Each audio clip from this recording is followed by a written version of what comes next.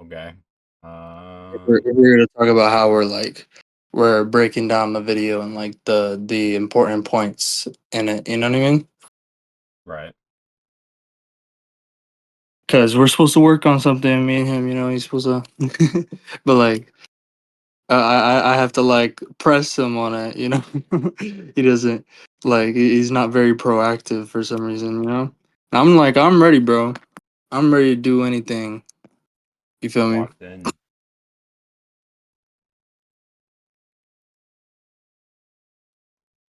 But yeah, before we get into that, um, I'm gonna just send you what I have so far.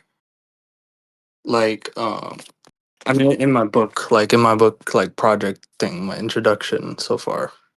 I've basically, I'm almost finished with the first four paragraphs. There's still like I'm tweaking it a little bit, and then the next paragraph, next paragraphs, I'm gonna go into, remember the why do this example, the Yeah. question. Yeah, I'm gonna go into that because it's gonna be important. I'm gonna like generalize the test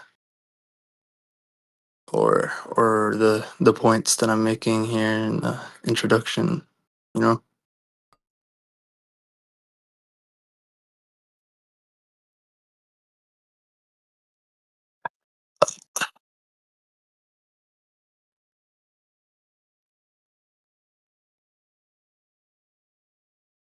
Yeah, here we go. So I'm just gonna send these. Yeah, what's up, Ixie?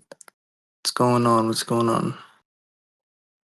I was watching second part of Tipster, the English guy explains ecological psychology, and saw that you guys are in the voice chat, so I just jumped in. Nice. You No. watched that? Nice. Yeah, I'm watching the ball. I understand it. That was Yeah, a good this is mod. what I'm still like. There's still a couple of like tiny little tweaks I want to make to some of the sentences. I'm putting it in VC text. But yeah, so that's what I'm working on right now. Like I think I can do it in like 20 minutes. I'm almost done. I'm almost finished with these first four paragraphs. See, in VC text.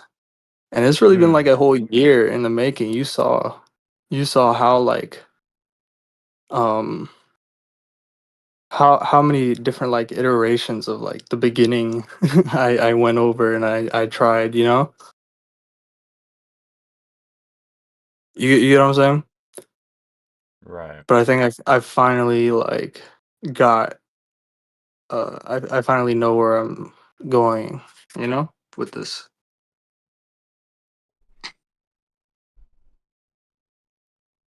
I mean, yeah, another thing that maybe Stratino didn't say, which I think he had this idea for like the videos that you guys are gonna make, which is like you have to make it like inescapable.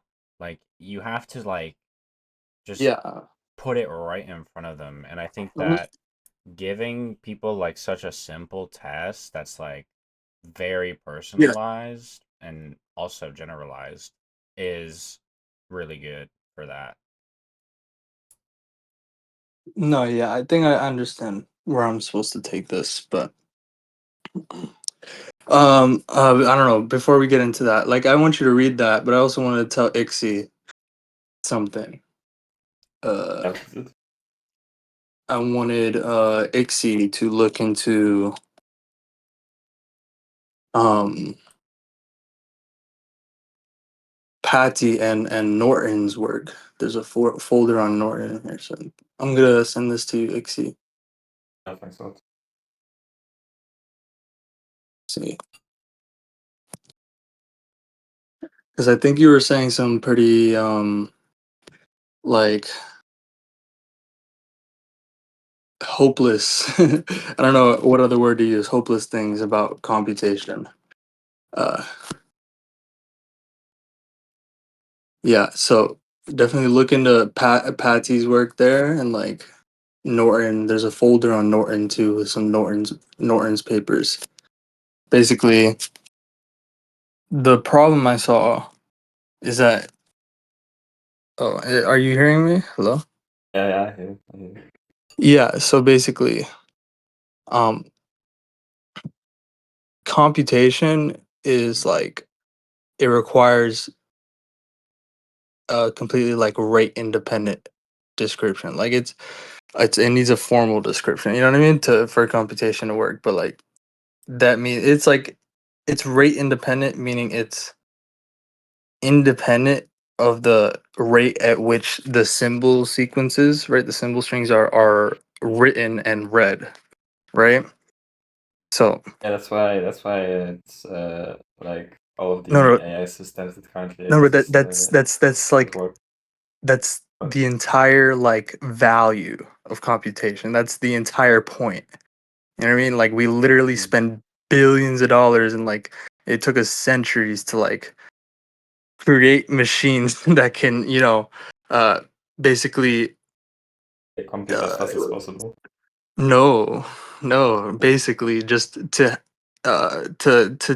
basically maintain the conditions under which we can treat certain things as rate independent because rate independence is And actually like impossible, it's like reversibility in thermodynamics, so that's we why like basically you cannot make a computer compute something instantly. There's always some yes, right, it's but the tricks. point is, right, it's like you know what a potential well is, like, you know what a discrete switch is, like a transistor, right?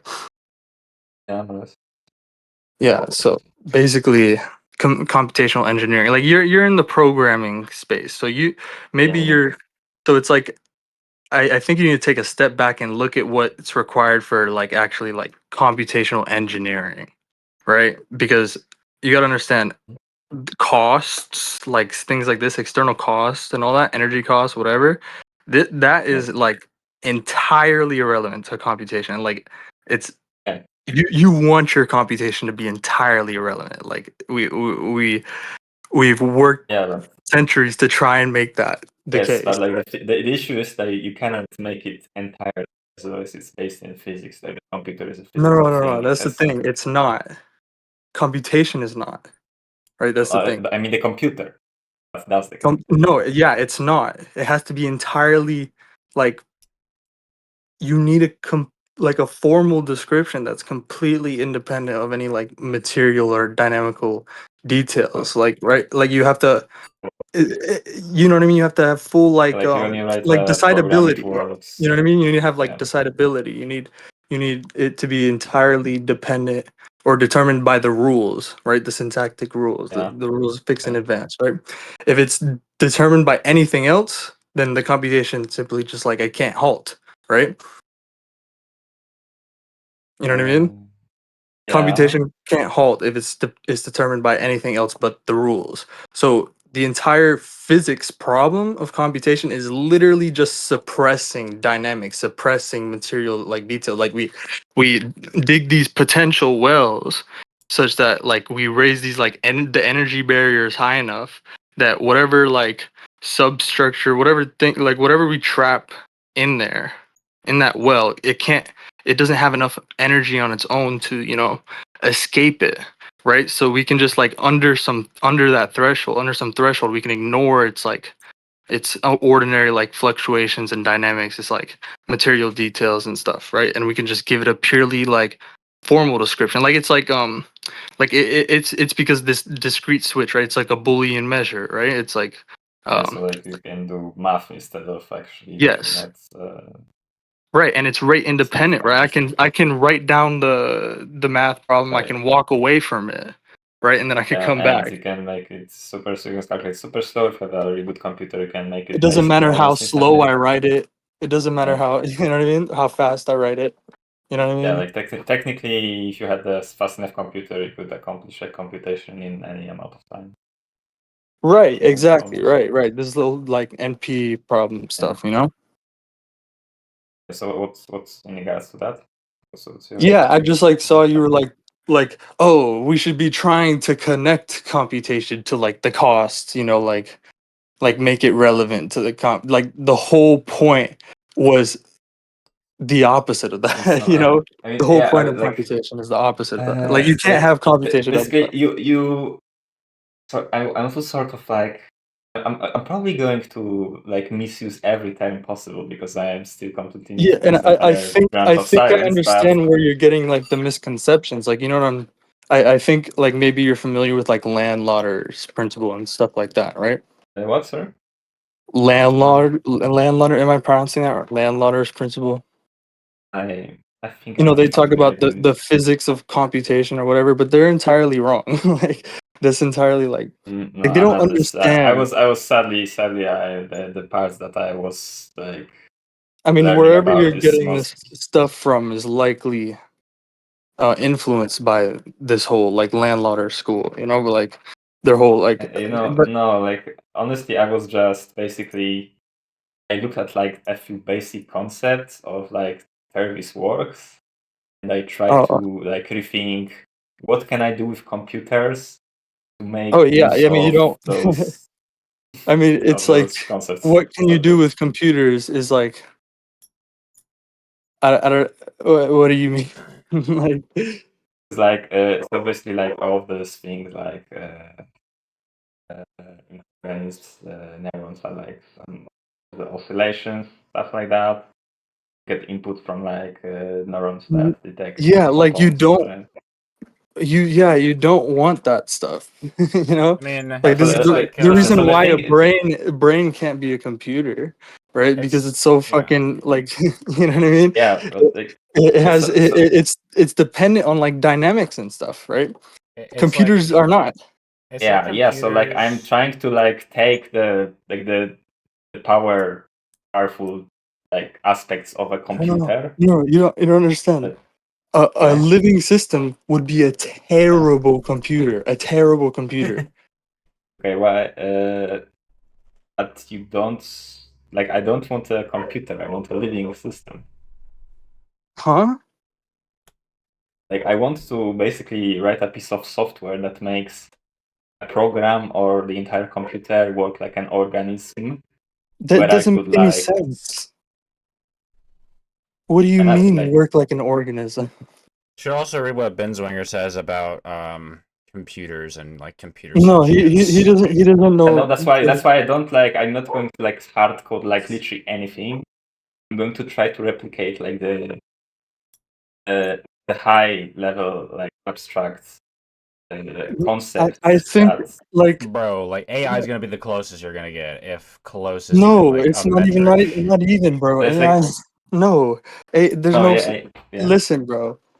yeah If you want to, use computers for things, like you gotta okay figure out what computers are actually useful for. You know what I mean? What is computation actually useful for? It's not. I mean, the fucking like we invented computers because we can't do the things like that computers can do, right? And we yeah don't need to. Yeah, Like in our they're not daily lives, we dynamic. don't need to. You know? okay. There is also a lot of things for which you want a creature, but you cannot just make more creatures other than people giving birth to new people. And by using a computer like a computer, you're not going to be able to get AGI that like replaces a person, and you Well, can like give it any task and AGI. it can. What do you mean AGI? That's a total fucking like. It's just total nonsense, total pseudoscience. Anybody who thinks they're gonna create AGI, But it's complete yeah, like wizardry, bro. What's AGI? Complete nonsense. Artificially generated intelligence. it was Oh, artificial general intelligence, I believe. Yeah. Yeah, it's a So whole bunch of nonsense because what's artificial, right, just doesn't yeah, have enough entailment for that. doesn't have what? Sorry. It doesn't have enough entailment. It can't. he's basically just saying it When, can't do it. Okay. Like it can't do That's that. why I want to like give it to it. Like what do you mean you want to do it? You want to make it do it? You're just I telling want to me give. that you I'm saying don't. I want to give it to I want to. You're just telling me that you don't Okay. understand the limits of your own subject. Like, You're you never don't gonna be understand what. Well, Doctor. You're I never want gonna to. be That's why Doctor I'm like basically Frankenstein. dropping all of the current architecture of AI and such, and I'm trying to see if like I want to look at like the work of Turvey, like what he What sees that Turvy organisms is not. do. Turvy is not going to get you anywhere on computation and formalisms and all this stuff, right? And I mean the But he's limits of like, formalism and formalization, right? What he's getting on that is gone in much more detail in Rosen and Patsy's work. yeah, but their work is on how organisms work, right? Yeah, and organism and organic Yeah, systems. and his whole point is that you can't get a machine to do what organisms can do. Or Yes, you can't get a yes, computer to do you what cannot get a computer to do it by like hard coding anything. But if I have an architecture that's like maximum flexibility, but it's just that makes make no it sense. synchronize with the task basically. I mean, wouldn't What hard coding be that like makes a no necessary sense. aspect of computation? Is hard coding it? Okay, Like so what sorry, you're just I'll telling me just. right now is that you don't understand what you're even talking about. I don't understand a lot of it, but like I feel like I have some intuitive like Yeah, direction in which I want to you go. wanna Maybe. just drop all your intuitions or preconceptions and actually Yes, look that's what into. I did, and that's what I tried doing. And then what I saw is that there's something that probably might be done that might be interesting to do here with those concepts. No, I don't know where you got Well, that from. we'll see. Okay, we'll see. No, it's not. We'll Maybe see. I'll It's read what like we. two books and I'll figure out. Okay, never mind. Yeah, this is pointless. It Yeah, sounds look. like Yeah, it Then is I'll see. pointless. I'm Yeah. telling you now, it's Okay. pointless. Okay. yeah. It It- sounds Yeah. like Okay. you Then just still, I read the okay. Then still, I literature. want to learn about it because it's still interesting, and then I want to see like right, right, right. makes it work, makes it not work, right? Like this is why I'm going into biotechnologies because I find it interesting, and I know that computers are the past. You know, the future is biotech. Yeah, it probably is. That's Okay. why I'm not. That's why I didn't go into computers. You know? Right. Yeah. Well, I will look into this whole topic way more, obviously, and then I'll see Yeah, what it entails. yeah. I just wanted to, like I don't I know. don't I know. saw you saying some stuff about trying to make the costs of computation relevant to whatever, and make the like have some like oscillatory this whole like having inputs be like sort of like rather than like uh like early McCulloch and Pitts, kind of stuff. It's more like oscillations. That's already been done for like 40 years, bro. Or like 60 He says years. so. Okay. Yeah, it has, but it's still again just a formalization, right? It's such like a I just like I, I I don't know how to explain this in simple terms, you know? Oh yeah, me neither. Like Like it's just not going to have all of the like adaptability and like dynamics of a it's because real of what a system. formalization is, right? What a Yeah, formalization is. It's already like it's arbitrary. It's not it's gonna. already a fragment. It's already decidable. It's already fixed in advance, you know? It's already Yeah. context independent, That's why I right? said wouldn't It's hard already coding it's be already pure necessary? syntax. It's already pure Hard syntax, coding, yeah, right? yeah. And necessarily you lose information in the process of formalization. I mean, you have to have it has to have a lower dimensionality than whatever it's supposed to like you're supposed to use it to symbolize, to model, whatever.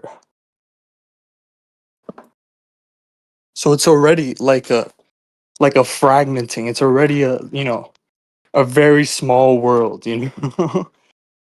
And you have to like and it basically removes you from all of this entailment in the real world, you know? And you just can't ever get it back. But that's the whole point of formalization, right? The whole point is that you can't get out of it by any purely internal syntactic So that's means, why I'm right? seeing if I can do things without getting into it in the first place. What? No, you don't want to try and there's no getting around this, right? There's no like, oh, if I just do it better, right? I The don't want whole to do it point, better. I this want is to doing like it better. drop almost. This is doing Okay. it better. You if you can like make the distinction between syntax and semantics more clear, like which is, you know, to develop a better computer, which is to, you know, have That's this why I don't want to formalization, do. right? That's I don't like want to do formalization. but that's what computation is, dude. I mean, bro, I it's mean, that's like what trying computation to. depends on. It's like trying to fucking like put like computer parts in a brain and thinking that's gonna get you like anything other than just Yeah, that, it's like just computation. go put a computer in the fucking forest and see what it does, bro.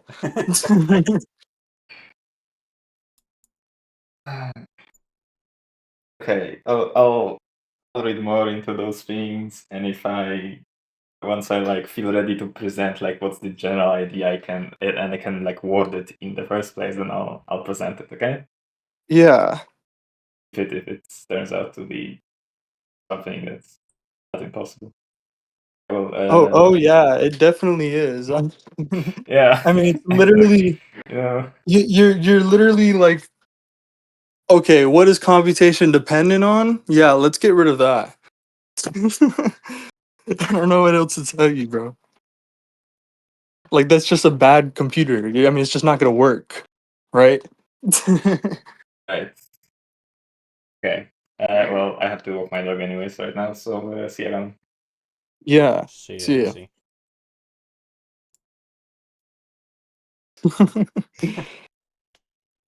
I mean, it's kind of like Dr. Frankenstein, you know. It's like in the If actual if I world. just program it to be like an organism. Yeah, it's like in the actual world. If Dr. Like, Frankenstein how was a did you real get that from person, reading Turvey? You know? That's Turvey's whole point. It's like, the no, you only can't do that. way, the only way is if he didn't drop his presuppositions and just Like, I read don't something know, that was I don't know, I related thought he to was it. reading I guess he was reading lectures on perception, but like in lecture 3, he talks about the problem of impoverished entailment. Right. Like how the Newtonian formalism is not, you know, rich enough in entailment to capture the laws of perception and action.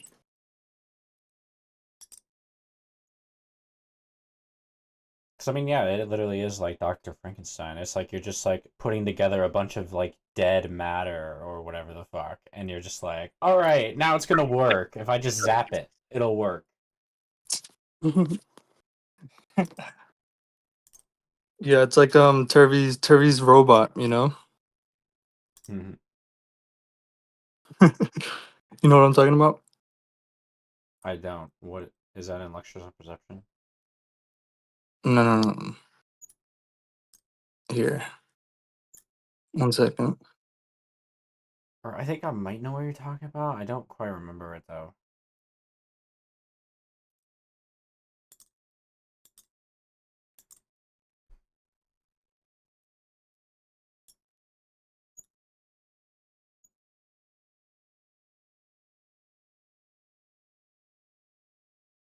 Here we go.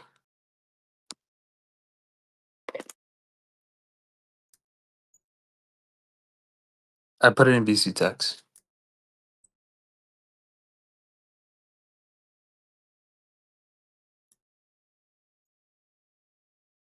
Oh, this. Yeah.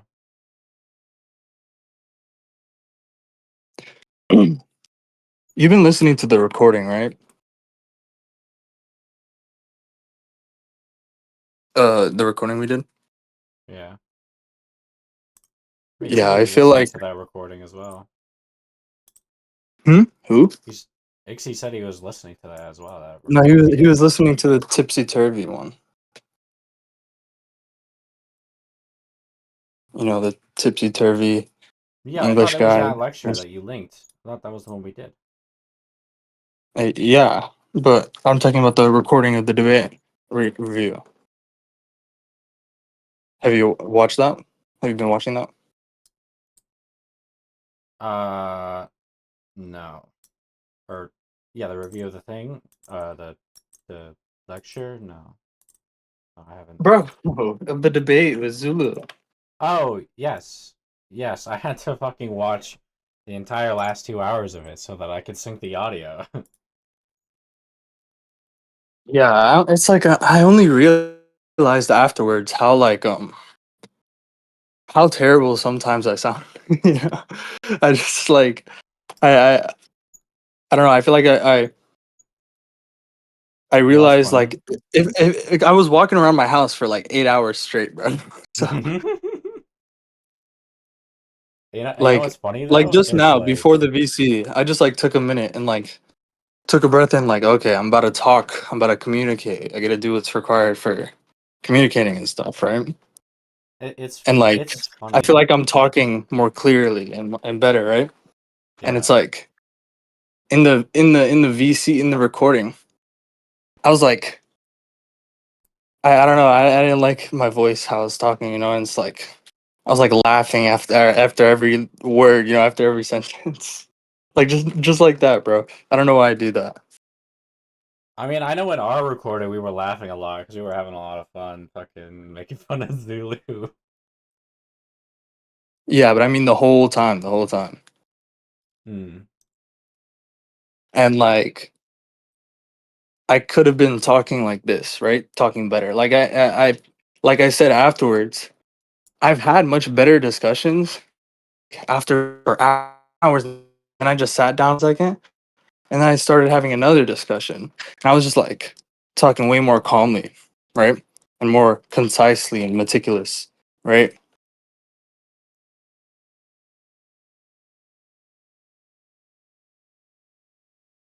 Like with pessimistic idealism. You remember that?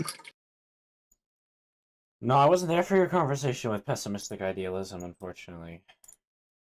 You were there for a little bit. I don't remember now. I think I saw like you guys had like a couple of exchanges in like general chat, but I was not there at all in the voice chat when he was there.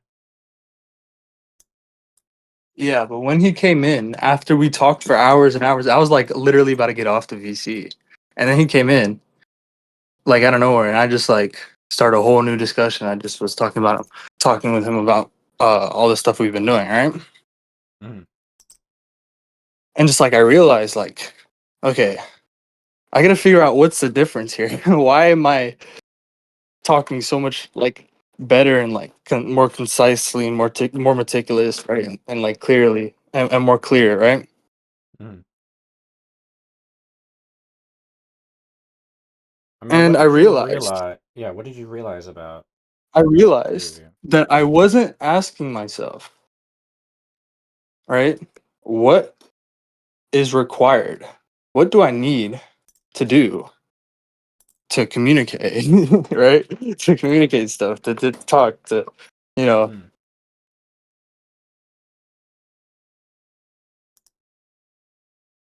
right? Like Brandon talks about, right? Right, like maybe you didn't realize that you were kind of lacking some Right. I just like didn't take. communication. It's not that I just didn't take the time to just ask myself the question, right? And then like have the goal then constrain the effective means for realizing that goal, right? And my actions organized around it, right? Ugh. So it's Like, kind of like if somebody were to ask you about like closed loop of entailments, and you're kind of like, mhm. well, okay, I need to touch on this, this, this, and Right. this. I know that. How do I communicate those And points? I've been able to do that for like those little topics, right? And now I Mm, realize I just need to generalize that, right? mm, I just need to generalize that and be like, okay, like in any instant I catch myself like, okay, I like thinking is required here. I should also be clear on what is the goal of this thinking process, right? If I'm thinking for no goal at all, no clear goal at all, right? Mhm. I mean, I should already have the goal. Like my actions should be organized around the goal. You know, should be being organized around the goal. Like my actions are being taken because it basically fits, right? Yeah, I mean, it's kind of like you're thinking long range, right? Because I mean, maybe like when you were Right. trying to explain something initially, it was like, well, okay, I'm just gonna try to like go with the flow, or like I'm just gonna Right. I'm just like, gonna wing it. I'm just gonna wing yeah, it. I'm just gonna like go off on Tangent a after cuff, tangent. yeah, Yeah. go Off the off the cuff, cuff, right? yeah. I just like I didn't. I was just like so quick, so excited, so you know what I mean. I never took like in the whole 8 hours. I never stopped. Like I literally walked around my house for 8 hours. I never stopped and like you know like I was just thinking out loud the entire time. You know what I mean? Yeah. Like the entire time I was just thinking out loud. So like I couldn't hear myself like like trying to call like pick up the phone, bro. Come on. I mean, yeah, it's like you said, like thinking is like a full body Mhm. experience, Yeah. and it kind of reminds me of like the trope where it's like when you're thinking, it's like you're walking back and forth, and then it's like Right. when you have the idea, then you gotta like stop and really like focus But in on that. I also was then reminded of something, this guy active self protection that the videos come up in my server, right? Mm, He talks all the time about emotional fitness, right? mm, Like emotional regulation, right? And it's like it's like you should like it's something you should exercise, right? It's not something you should just be like, okay, yeah, like I'm just gonna let my emotions just like fly wild, right? Without even like considering what is required to have like control over my emotions, right? Emotional regulation, right? Emotional fitness, right? um, I'm not sure about regulation. I would like I try to exercise like emotional awareness, right? Because it's like if I'm mad, Right. I'm gonna Right. stop. That's I'm what gonna stop and I'm gonna be like, okay, why am I mad? why am I mad? What is making me angry right now? Am I really mad? Right? Like, am I really mad? Or am I just being like a fucking child? Mhm. Yeah. But no, I mean, I'm talking, I'm not really explaining the whole thing, right? But Hmm, I'm talking about like, they literally do whole classes on emotional fitness because it's like, it's a thing in self defense, right? And like, in training to like if you're a firearms owner, right? You hmm. know what I mean? You want to be a responsible firearms owner, right? So they train emotional fitness. Right. And I mean, You get what I'm I saying? got yeah, because I got what I was talking about from because I was watching a video of it was like a Because philosopher. He it's was like also a about knowing mm, when to get into fight. You know, what's like having the fitness, having the resolve, right? You mm, know what I mean? To not let it not be shaken, right? right. You know what I'm saying? To be able to boom, focus your mind to like just have it like be like clear, like a you know like a lake, like no ripples, no waves. You know what I mean? Just like No you know what I mean? chaos. No Like a deep chaos, breath. but like flow. Right. Like a flow Yeah, state. yeah, yeah, yeah. Just to switch, like to switch on, just to like you get what I'm saying? Yeah, I mean, Like there's been I to times it's like there's in definitely the been moment. times. where I've learned that. I've realized also another general thing. Like for a lot of these things, right?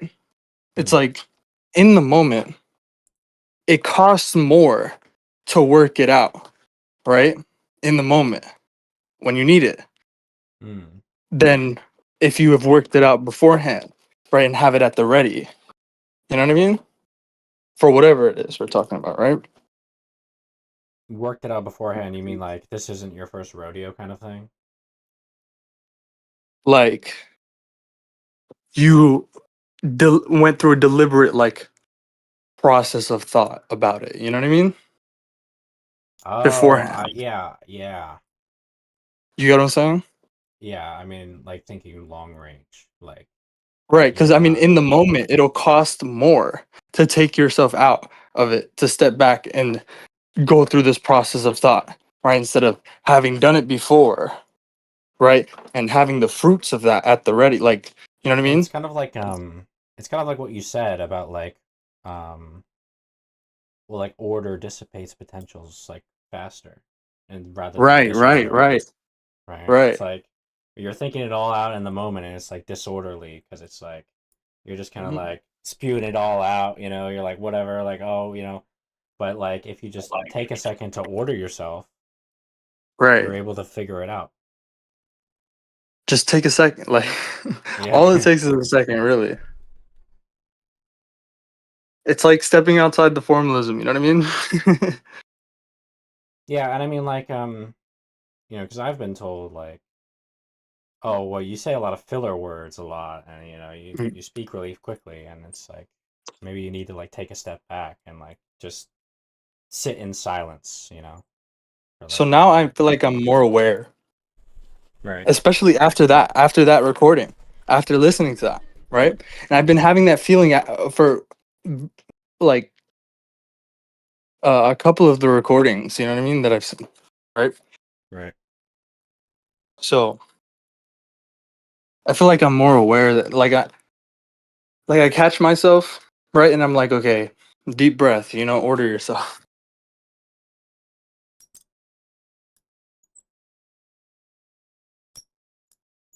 I mean, yeah, it's like the certain type of awareness you're talking about is like awareness of yourself in like a very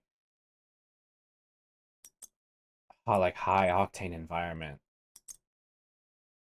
Yeah, but because it's it's also, like remember, if I can like connect those two things we just talked about, right?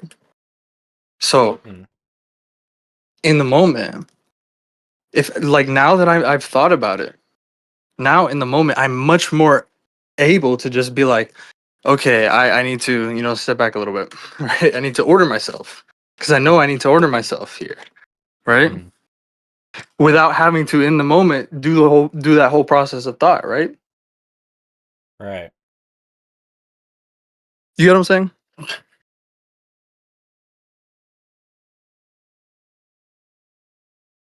Yeah, I mean, yeah. It's like instead So of those just 2 points were like having connected there. it's like instead of having just like a stream of consciousness come out, it's more like Hmm. I've refined it.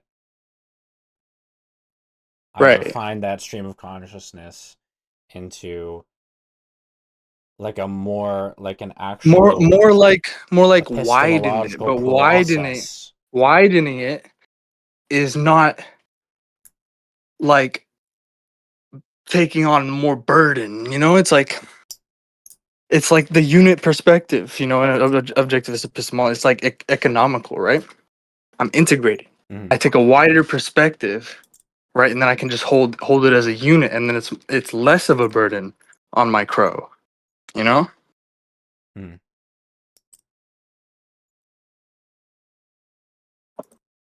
I mean, yeah, it Like gives like a much more richer epistemological process you see because the it's like a stream patterns, of consciousness. It's like, you recognize the patterns that principles, right? This is what principles are for, right?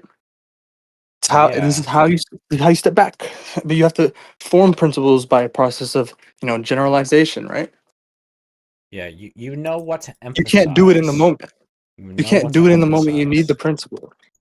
Mhm. That's the key point. You can't form the principle in the moment you need the principle. right? It costs too much. That's the whole point of principles, right? That they Mm. that's where their whole power comes from, right?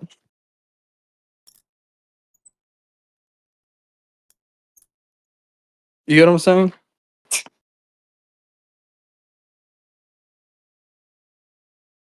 Yeah. And it's like you're stepping out of like the moment so that you can go ahead and form that principle. Yeah, but it's not even like there is a moment in the first place, right? Mm. That's what I think, right? Is that it's just a matter of attunement, right? There's no privilege scale. You know what I mean? It's just a matter of attunement, just like we're so used to being focused on such a narrow scale, like such a narrow like view. You know what I mean? In most cases in our lives, like on a daily basis. You know what I mean? Right, like the most immediate present. Right. But when Nathaniel Brandon talks about living at a higher level of awareness, right? Mm. In the art of living consciously.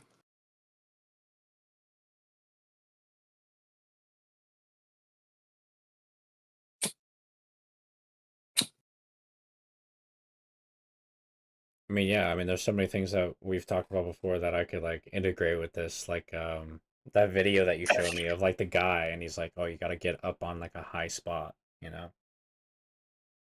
Yeah. The hunter gatherer guy. Yeah, yeah. Exactly. Yeah. And it's also just philosophy and life, right?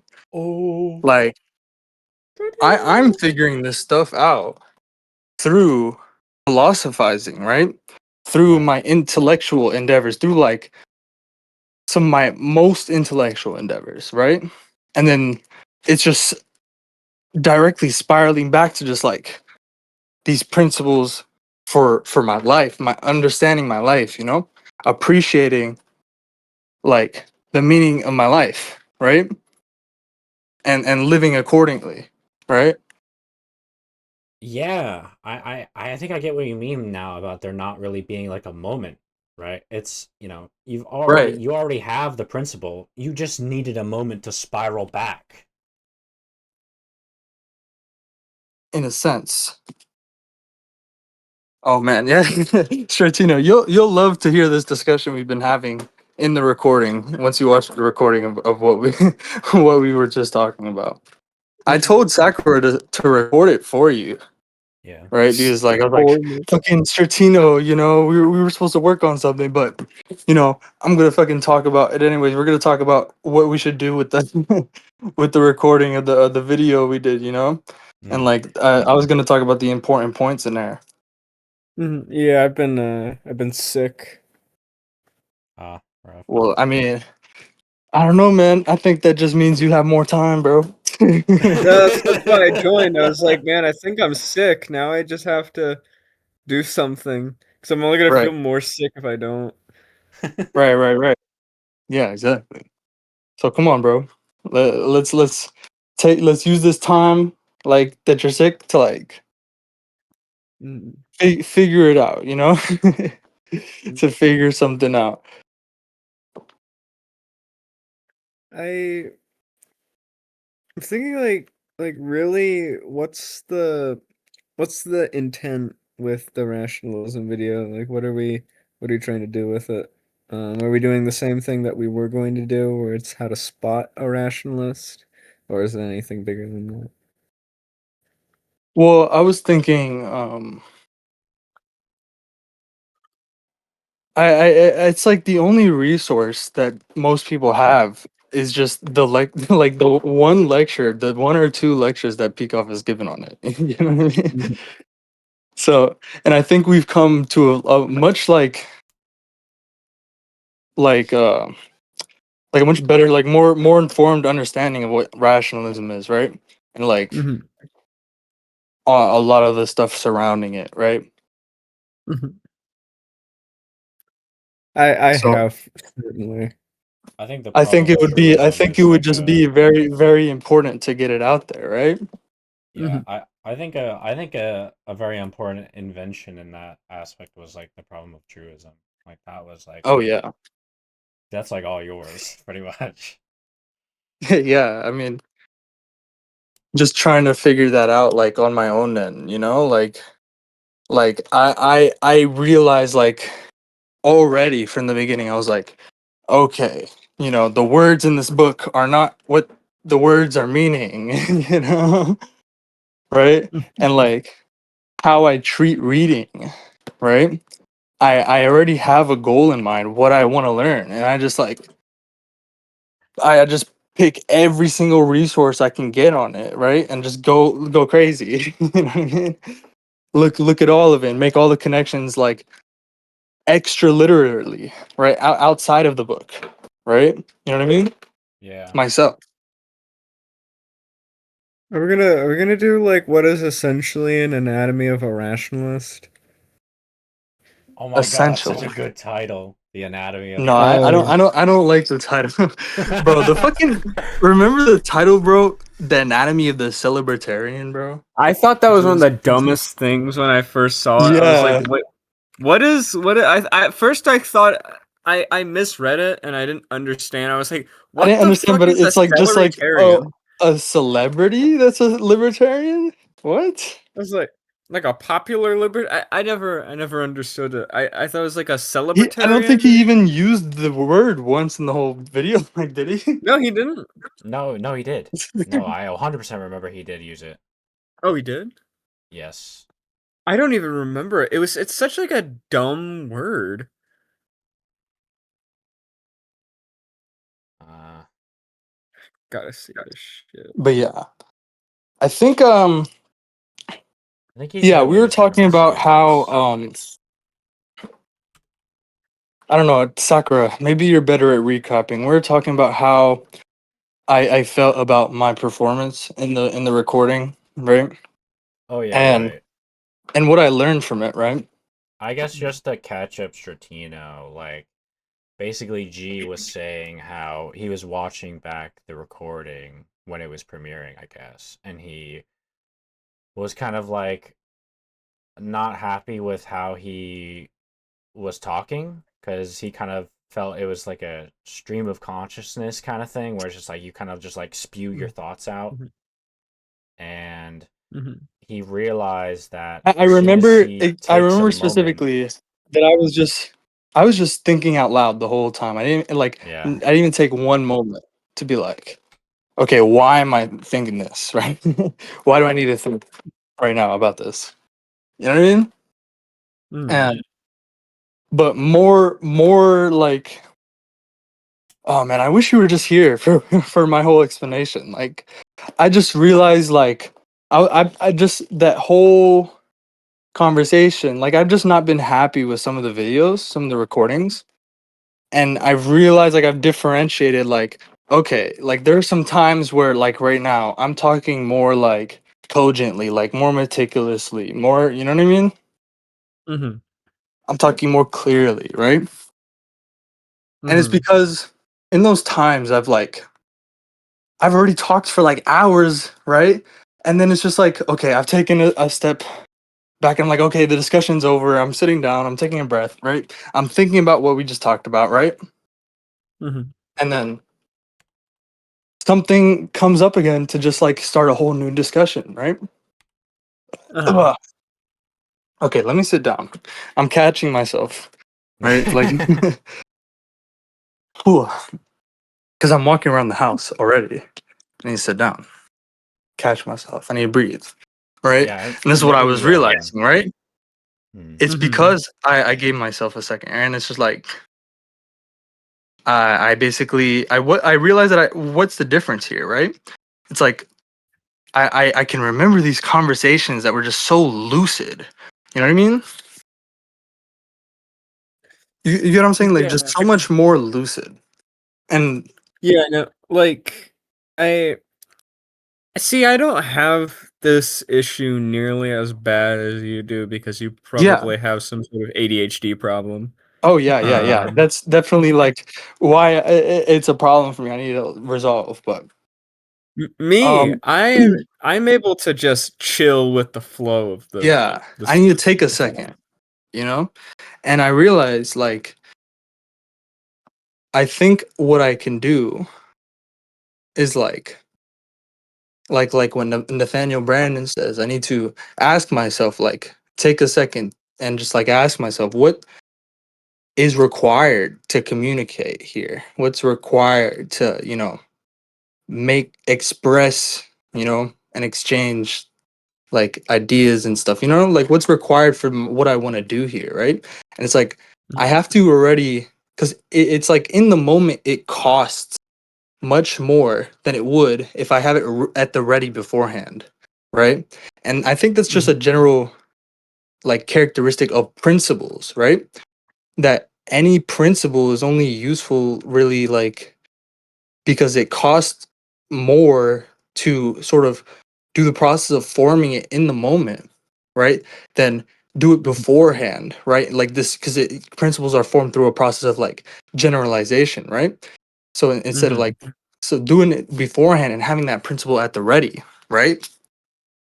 And it's like, mhm, I just need the goal already to basically organize my actions around it, right?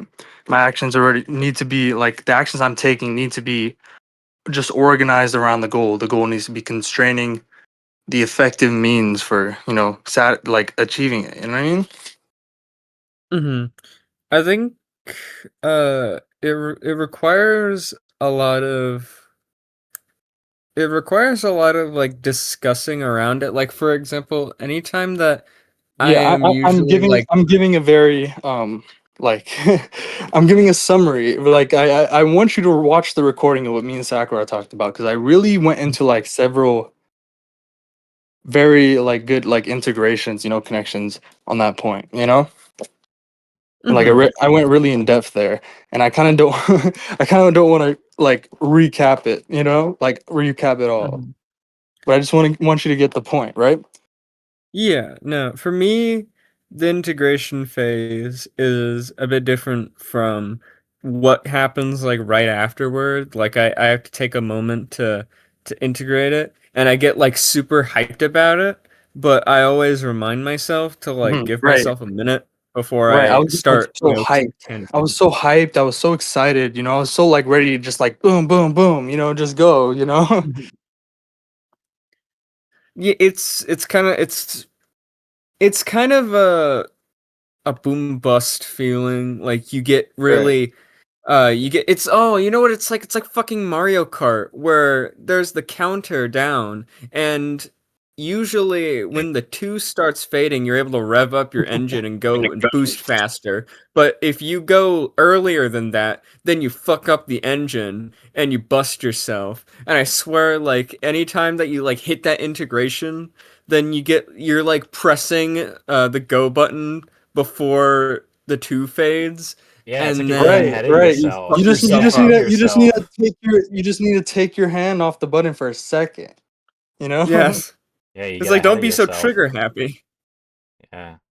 like you can't even go until you just take your hand off the button for a second, right? Because then you're just sitting there Yeah. sputtering, you know? Yeah, and I mean, It's like you're integration is so definitely not fucking like a race, you know. Yeah, yeah.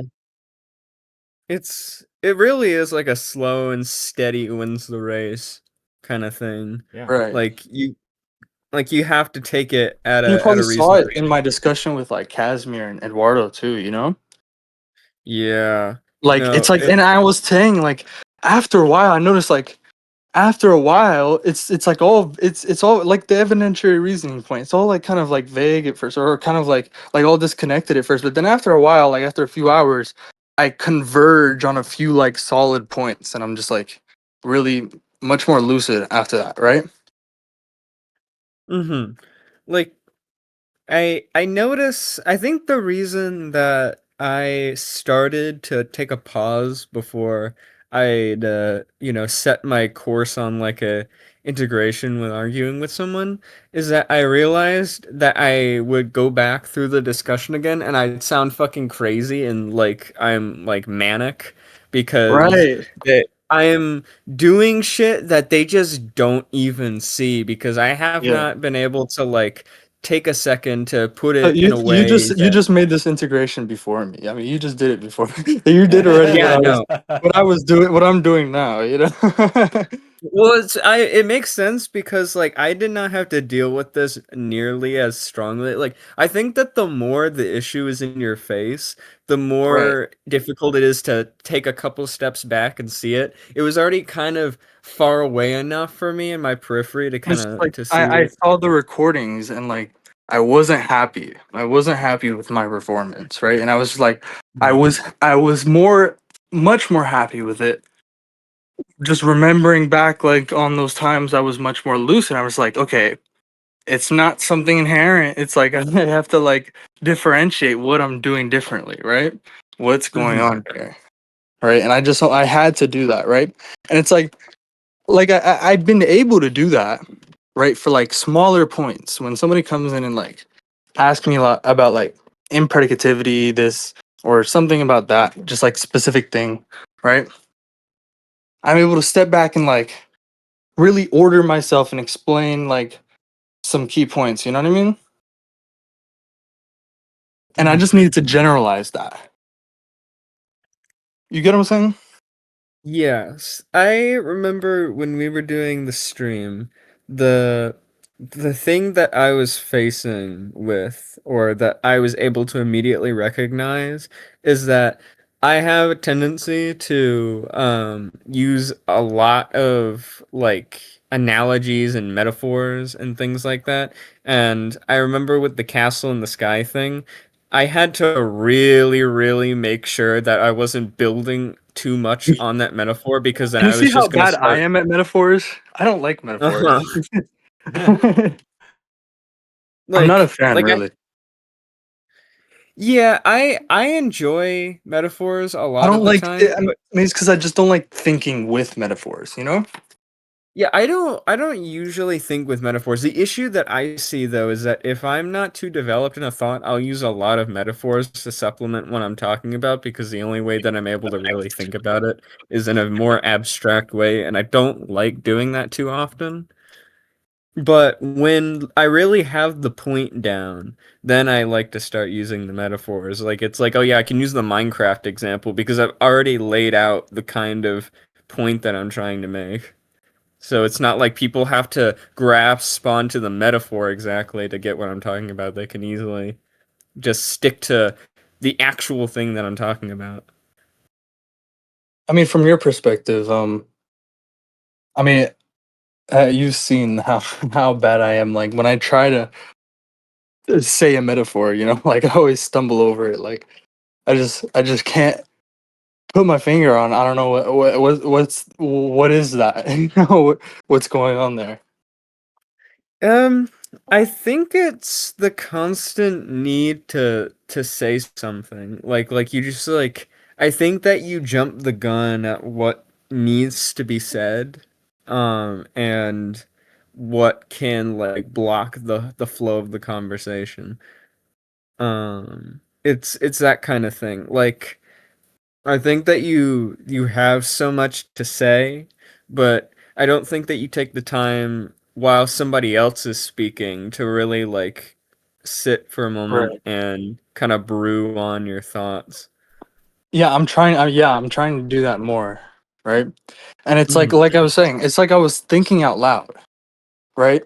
But that's not how you communicate. Right. Hmm. You're supposed to think and then communicate what you're thinking. Right. Hmm.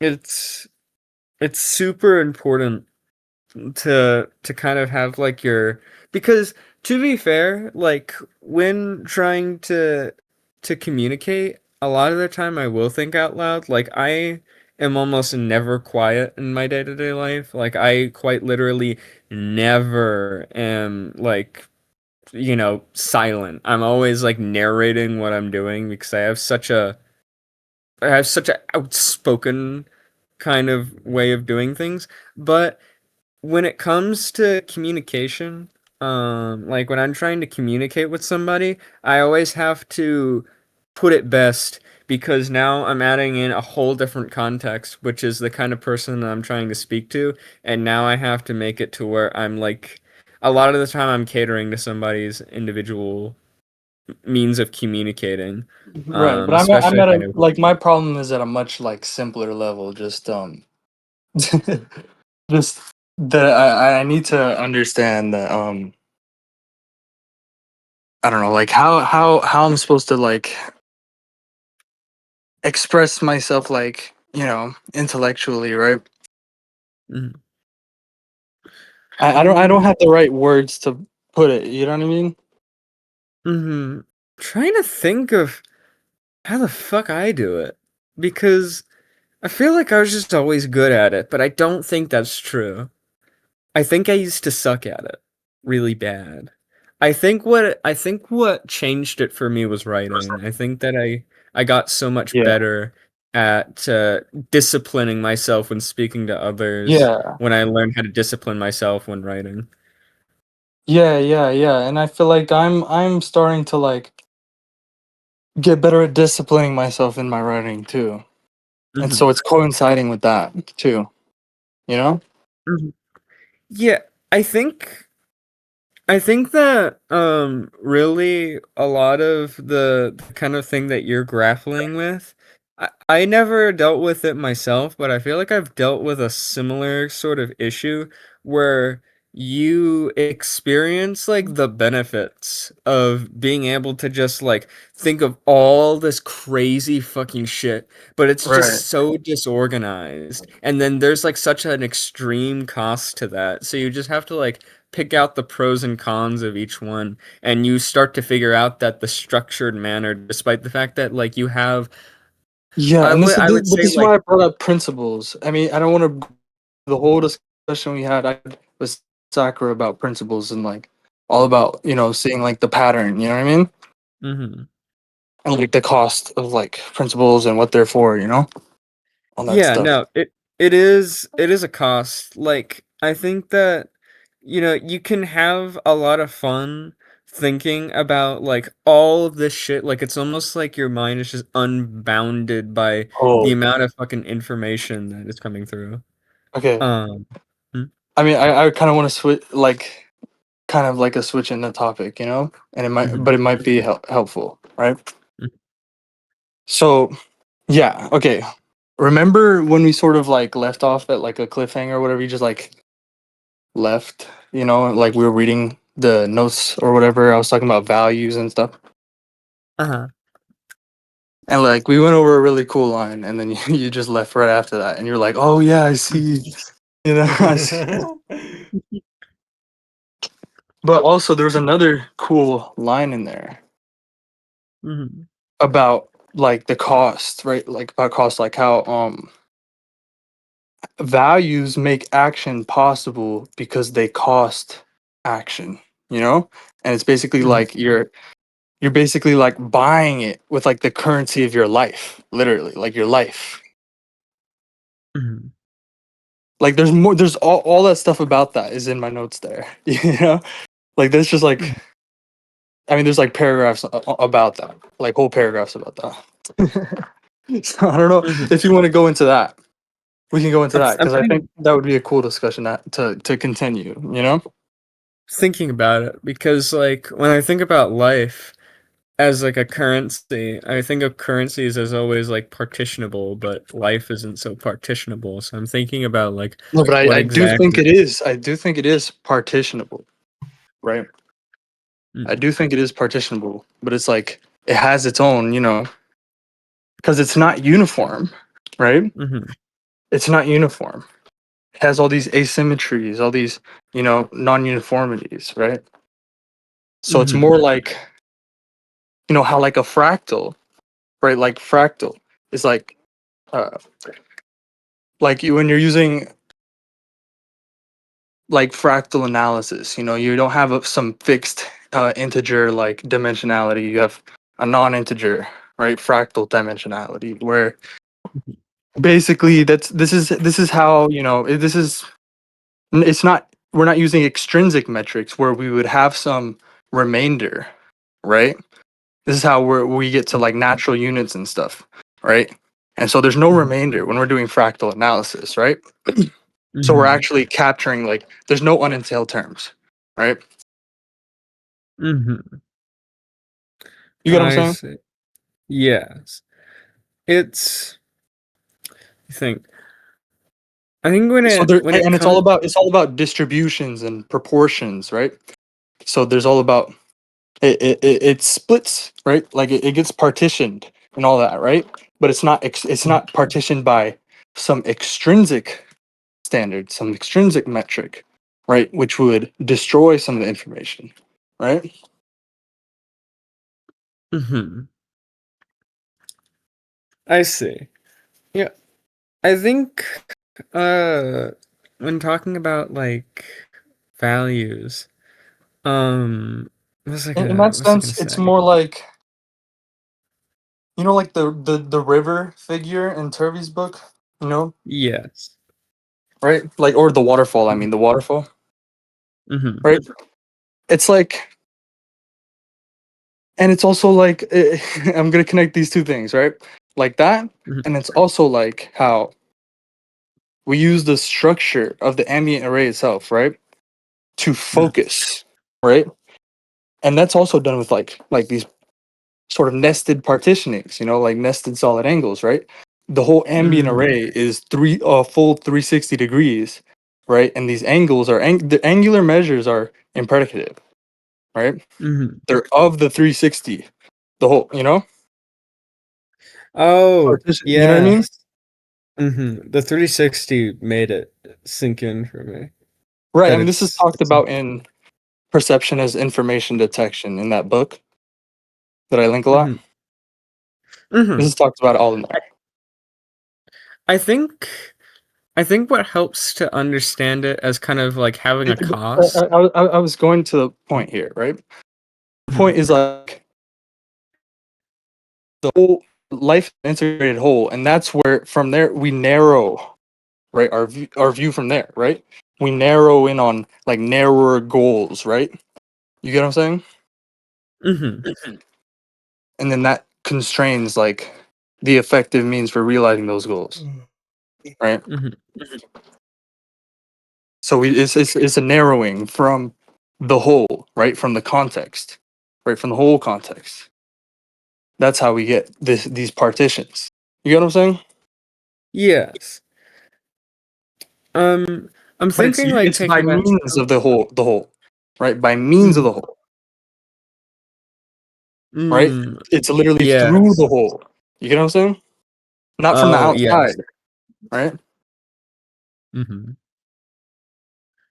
I see. It's partitionable Yeah, look at life as a with. whole, just like the ambient array, the structure of the Yeah, ambient array around you, surrounding you. you're able to partition it within life Hmm. using the whole of life. I Because you're see. participating it. You're participating in your own definition. Like Yeah, you get what I'm saying? yes. And I think I think what's interesting is how like thermodynamics appeals to the idea of value as having like a price because it goes I back just to integrated so many things, dude. we always are. I there's so much to like again, this kind of stuff when we're talking about like thermodynamics, it's incredibly disorganized, but like I'm fine with the Here's more disorganization at the integration. moment. Huh? Like degrees of constraints or whatever constraints. The Turvey and Shaw, they talk all about this. How like constraints squeeze out the degrees of freedom, right? Yeah. Squeeze out the possibilities, the Oh. possible behaviors, of the Oh, system, I think of it like juicing a lemon or like a lime, right? how the pulp kind of comes out. Oh wow. Yeah, yeah, yeah. It's So like this is like I have all these ideas like in my notes like together like because I've already made this like whole integration basically, but like it's like so far in my notes it would be so far like the part in my book or whatever that I would get to it, you know what I mean? So it's not Mhm. at all like put together in like finished paragraphs at all. Like I just left that for later. You get what I'm saying? Mm-hmm. And I think what it reminds me of, so like, value in like a thermodynamic sense for living beings, or like these like energy sinks. There's entropy to be produced there. Yeah, And they're it's potentials, they're resources, they're yeah, concentrations, uh, of energy and stuff. like it's you eat and you break down food and you increase entropy and you build tissues and the decreases entropy, and then there's just still like the net effect is that there's a total entropy that increases out of that. Well, yeah, I It's mean, it's also you see how Turvey connects it, right? He connects it with the fourth law and how affordances, right? mm-hmm. The Earth And not only selects, right, just like for I like it doesn't select for code, you know what I mean? It doesn't select for like fixed in advance like a plan or whatever, you know what I mean? It doesn't do that, mhm, right? It selects not only for organisms but also for their environments, right? For their niches, for affordances, mhm. right? I mean, look look around you. I mean, humans could not have even have started to be selected for without the requisite biosphere being built up, right? Yeah, no, like imagine like a human before like fucking plants existed. You're just like on molten volcanic rock. Yeah, right. I mean, we don't eat rocks. You know what I mean? We don't farm like how like just not even that. Like we could not have been able to like exploit agriculture, right, and increase entropy production, like the rate of entropy production massively that way, right?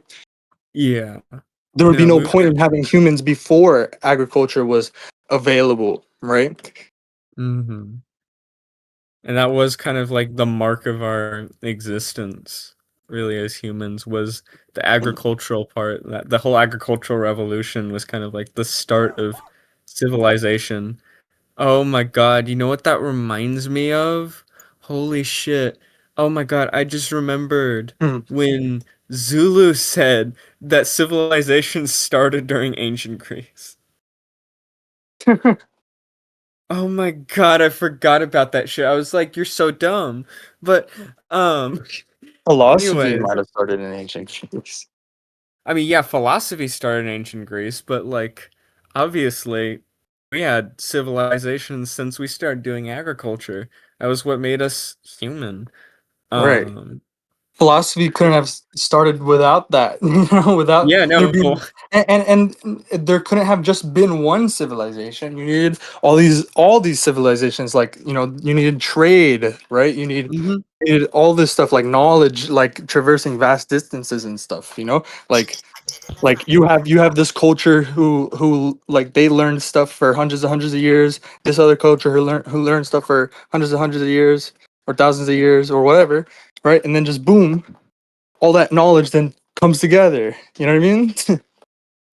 I mean, there's been stuff to philosophize about since we started studying stuff. And that really started with like agriculture because then we started like learning Yeah, I mean, about, if you take you it know, even back, if you take it even further, we needed to be hunter gatherers. We needed to go spread out like crazy and then come back mhm. together after we learned a bunch of stuff like on our own for like hundreds of years. You know what I mean? In sort of, like the division of labor, you know what I mean? Yeah, in fact, like hunter-gatherer societies may be the most um The like most efficient way of, spreading out and then and then establishing not like on a global scale. You have to look on the global perspective why the earth is selecting for humans, right? the In this hunter way to do these things, right? the hunter-gatherer peoples actually might be like they might concretize the point even further because the whole thing that the hunter-gatherer civilizations were doing was that they go out, study stuff, study food, Right. study berries, study anything that they could find, and then they'd report back, and then they'd everybody would be kind of Yeah. like intermingling knowledge, and they'd learn more, expand, and Right. I mean, that just think about how, like, if you're playing like a survival game or whatever, you know, You have to go out there and find all these things, right? And then eventually you're just like learnt, right? You have like you're like a sort of master of your environment. You know what I mean? Yeah, no, it's kind of like fucking Minecraft. Is that like you start with like fucking nothing, and then you by the end you're like creating like massive skyscrapers, and you have like a bunch of fucking animals and shit, and you're like Right. building And like. there's a specific order to it. You know what I mean? Mhm. Is the whole point. Dude, yeah. I've been playing a lot of Yeah. Subnautica too, and it feels exactly like And that. but the specific order to it, remember, is insensitive to initial conditions, Mhm. right? It's. It's all about the specific end, right? Mhm. Mhm. I mean, it's been interesting to like look at history as like we It's not didn't planned in start. advance. It's not going like state transitions, like Mhm. like antecedently, like to the like from one to another, right? Like what purely determined by one and then the next and then the next. You know what I mean? What I think is like a It's like fine the whole mark. whole the whole is what I'm talking about, right? It comes from the whole and then it narrows down, right, into that specific order, right? I mean, It's what not is it's really, not uniform, I mean, what really is a mark of how there is no pre-plannedness to it is the fact that we didn't start with machines. right? We only came to machines long after we had like essentially discovered any need for machines or mechanical systems, electrical Right. systems like that. Like, if there was some sort of pre-plannedness to it, the machines would essentially just already be there for us to tinker with. Um, but with like value, I think we're going to talk about like the cost of value. I think that the cost shows up as trade-offs. So like you have Right. limited energy, limited time, Hmm. limited Hmm. Hmm. there's scarcity to it. So Right. every Exactly. gain requires excluding alternatives. It's Right. praxi. Exactly. Exactly. Exactly. It's just the whole reason we haven't been able to generalize that is because praxeology is just like no, this is just like formal, like just this is just for Yeah. humans. You know what I mean? This is not, Yeah. we're not describing like literally facts of nature that are universal, right? A priori categories. Yeah. But like literally, like you gotta understand that these facts, remember the laws of thermodynamics are scale invariant, but they have scale specific consequences, right? These facts are just scale specific consequences of the laws of thermodynamics. Hmm.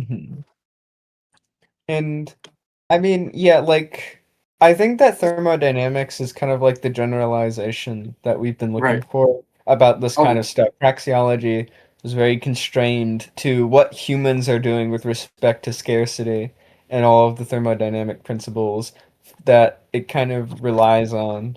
Um, oh yeah, it's like it relies on so much, bro. Like like once you understand the broader like thermodynamic view, what's really going on here, then you really understand. like I feel like I didn't really understand it until I understood this, right? mhm. In fact, like, I think what is almost What? interesting is that if you were to write a book about, No. like if we were to redo MES, I still Right. think about it all the time when you had said that, we should start with like, well, why man? Like, why is this book about Yeah. man? Like, why do we even have this fucking study called praxeology? Oh yeah, I Think told you. I would start with why man. Why is man selected for it? Like Yes. I think about it all the time, and I think about like, well, we have I, Crusoe I on would the start. I island. would start literally from the entire geocosmic Earth system, like Swenson does. What I was thinking about is like we should be studying Crusoe's environment just as much as we should be studying Crusoe. And to study Crusoe's environment, we have to understand like kind of Mhm. the whole context of his environment to begin with. There's fish, there's trees, Yeah. there's shit already there for him to deal with, which, Crusoe couldn't have been born like, 3 billion years ago, where there was nothing for him to eat, nothing for him to fish, nothing for him to do There's this a stuff. commensurability, right? Mhm. There's a wider view, you know?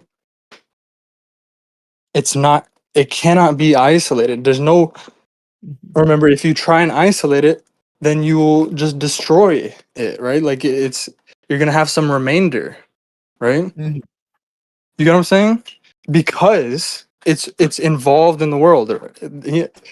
This is why I wanted to start, like, bro, look at my new, like, I'm so close. I'm so, look in VC text, Mhm. like scroll up a little bit too, and it almost went unnoticed too.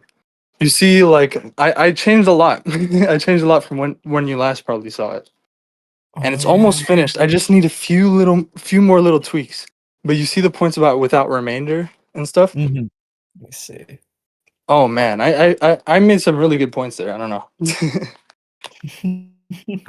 Oh boy, you've been you've been cooking up something. Let's Yeah. see. So okay. Let's figure out what we're gonna do. How much time do you have?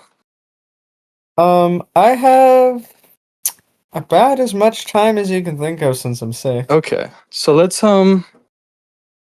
try and tie these threads. Let's go. Let's look at this thing. I'd just like to get you an understanding of where I'm at now on my project. Then, I mean, you know like I'll talk about it. Okay, let's do this first, right?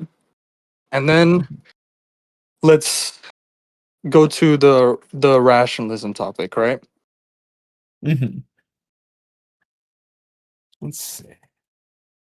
Um, So yeah, read through that. I'm gonna, like I said to Sakurai, I was still working out a couple of slight little tweaks to some like words or wording or like pieces of sentences in there, just slight, like only like a couple, like three or four like things I still want to tweak there, you know?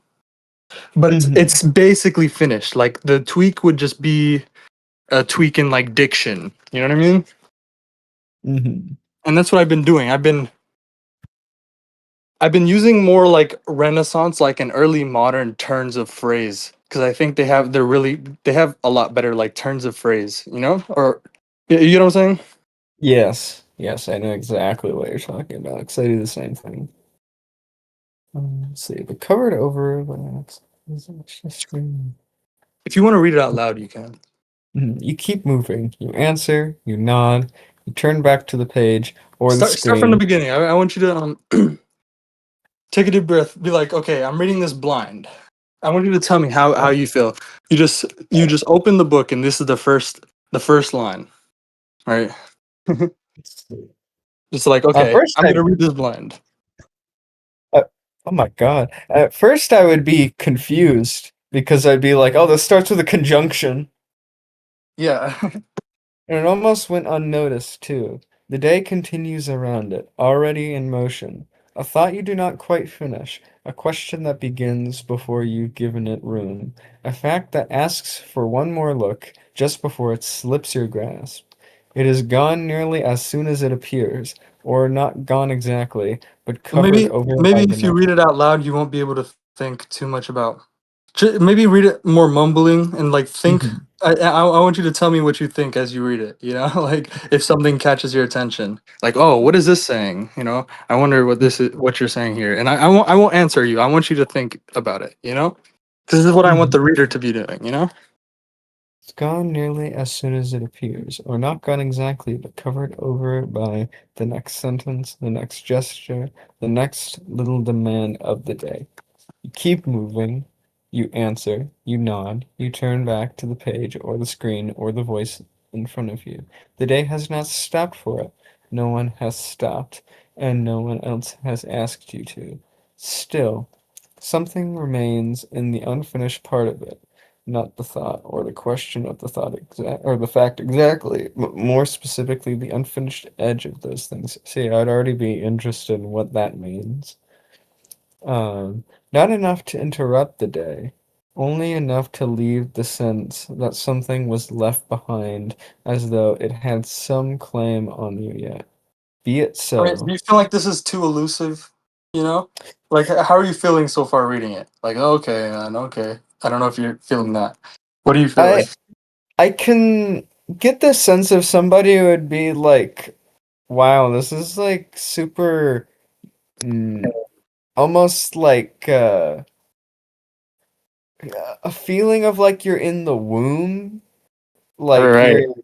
like you're not exactly born into the facts yet. You're just kind of like getting the fleetingness right now. Yeah, but it's almost like you're you're born into the world, but the world did not was not born with you. You know, Mhm, you're born into a world already in motion. mhm. Be it so. It's just a small snag, you say. It'll pass, you say. So much is true. I'm sure somebody would already relate to that. I'm sure somebody could like grab onto that branch and be like, yeah, I've kind of felt that before. Everybody's done that before. Yet it will not be passed over in one simple stroke without remainder for the next And thing. without There lies the sharper paradox. Perhaps you have moved on, but that is exactly why not all of you has moved on with the same ease. The moment itself exposes the remainder. Something is left there or left with you, small enough to be mistaken for nothing, but not small enough to be nothing. See, and I think somebody could already relate to that part as well because it's like, yeah, like I think that really the thing that somebody's going to grapple onto is that they're holding this thing that they've probably done before, and then they're just kind of like you're zip lining through on it, and that's what they're kind of holding on to on the zip line. It's like something left there or left with you, small enough to be mistaken for nothing, but not small enough to be nothing. You are not yet quit of it, but its reckoning can begin only if awareness continues. Strangely enough, one is What do left you feel about feeling. the paradox there?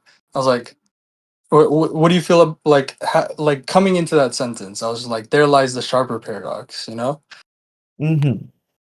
You're how not did you yet feel quit, there? but its reckoning can only begin if awareness continues. Yes, you're not like exactly.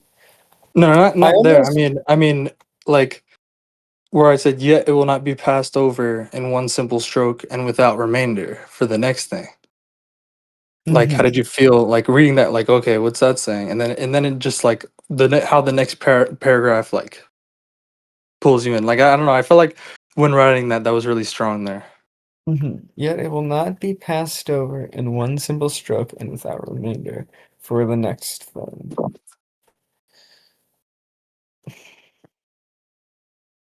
I think that the word remainder could trip somebody up because, like, I I only understood it when I thought about it for a second to be like, like I feel like a. the next sentence like concretizes it. You know? Mhm.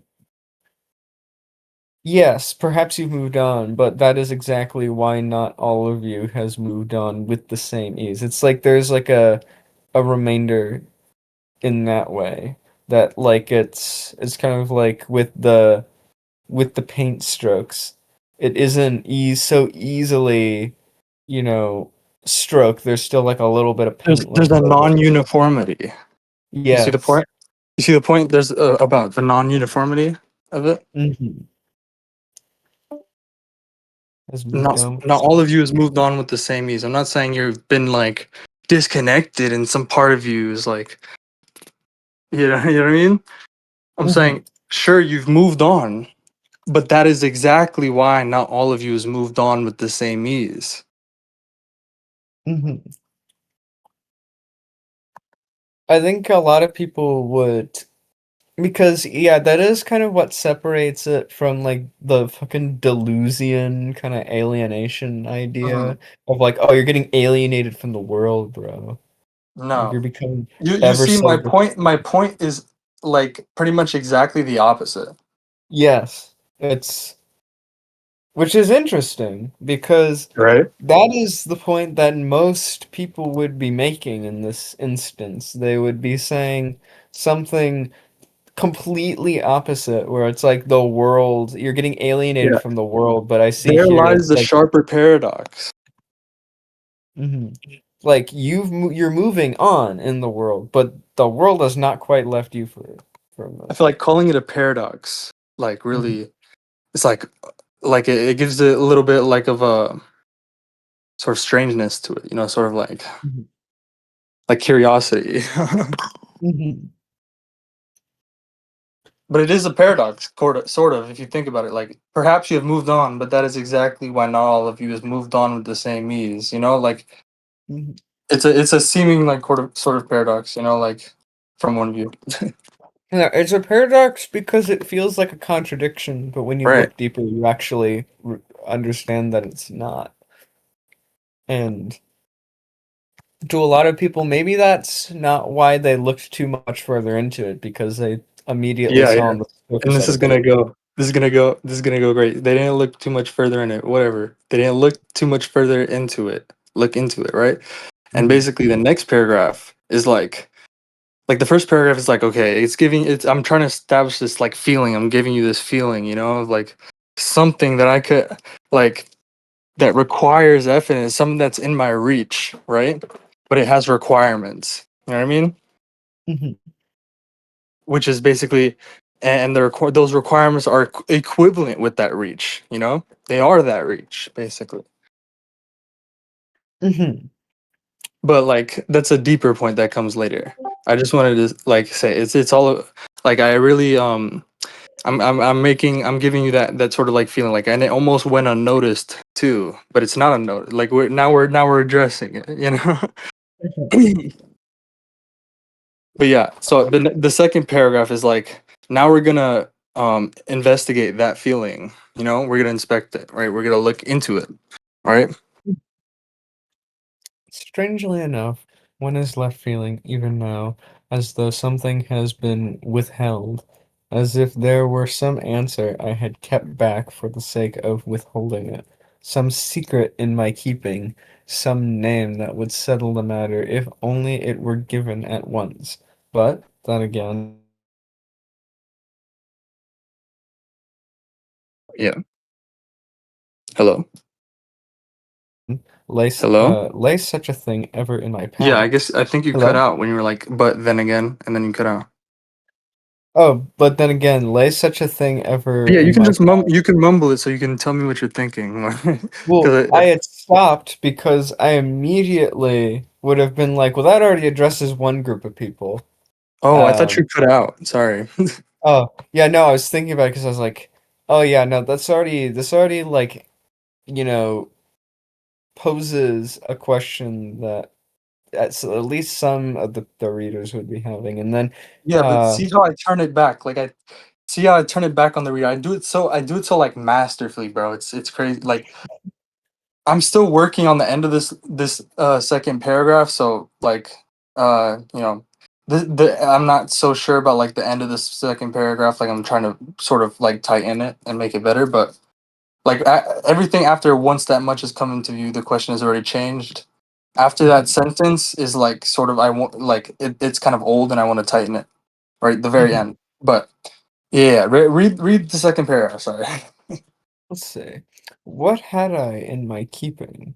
Surely nothing that just isn't up to me or didn't have to be given up by me in the first place. Surely not the world itself. Not the day, not the thought, not the motion already underway. Least all of this unfinished, let's see, least all of this unfinished part that was yours. And see Least all of the all. run shit. I don't know why you couldn't read that. It says What are least you of all. reading? It's in VC text. It's like the first four paragraphs are like my like introduction to like my book project that I'm sort of it's sort of finished. Like I just need to tweak a few things. Okay. Let's see, let's show this unfinished part that was yours. So is the feeling, is we'll see. So it is that the feeling is even yours to account for. There, if anywhere, lies the account that was already there. That's referring Already. to the last part of the last sentence. Hmm. I could not have hidden it from you. had I tried, and least of all with mere words. The matter turns upon this. If it has not yet been named. See, I noticed myself like stuttering for a minute because I pronounced it wrong, or I said it wrong because it's worded in a very um archaic way, but it does help for the purpose that it makes me have to read a bit slower, so I'm reading it a bit more rigorously. Yeah, If and anyone I didn't draw it out too long. Like the it's only the first two paragraphs that are sort of in this like introspective sort of mode, you know, Mhm. for If right it now. has not yet been named, perhaps that is because it does not first arrive named. The name comes later, if it comes at all, nor even awareness. No name can be You skipped like a oh whole yeah, line, I think. nor even then does the name ever settle the matter. The name could only be secondary to the continuation of awareness. No name can be given at all. In fact, unless the thing is first given the time of day. Um, See, that already kind of clarifies something. Um, if the reader gives it that much, then it should be just as readily seen as the reader is, not being denied an answer. The account or the That the answer. reader, not as. Oh. See, readily seen that the reader is not being denied an answer. The answer or account lies not in the name first spoken, but in what continued awareness may yet draw forth. Give it time, and more of it comes into view. Facet after facet, thread after thread, question after question, each opening the way to the next. Once that much has come into view, the question has already changed, not because what is this it has been answered by a name, but because it no longer has to be mistaken for the demand for one. What shall I call it?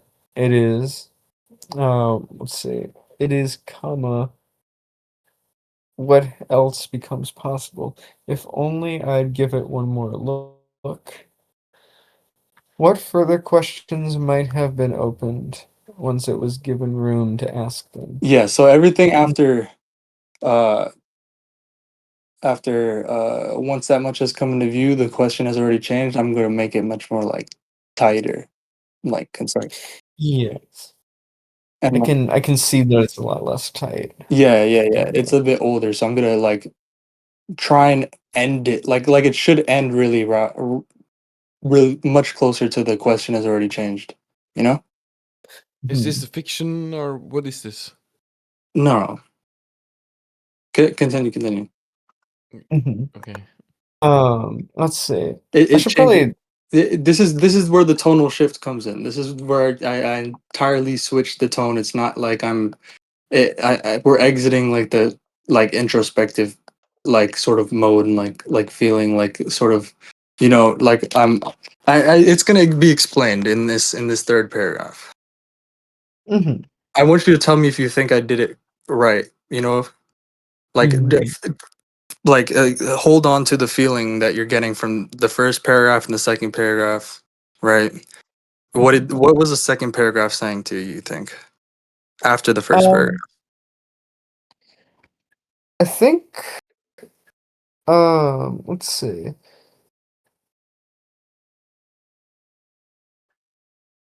Let me look through parts of it again because at first I think I felt a bit confused. Um, because a lot of it is introspective and a lot of it is like demanding.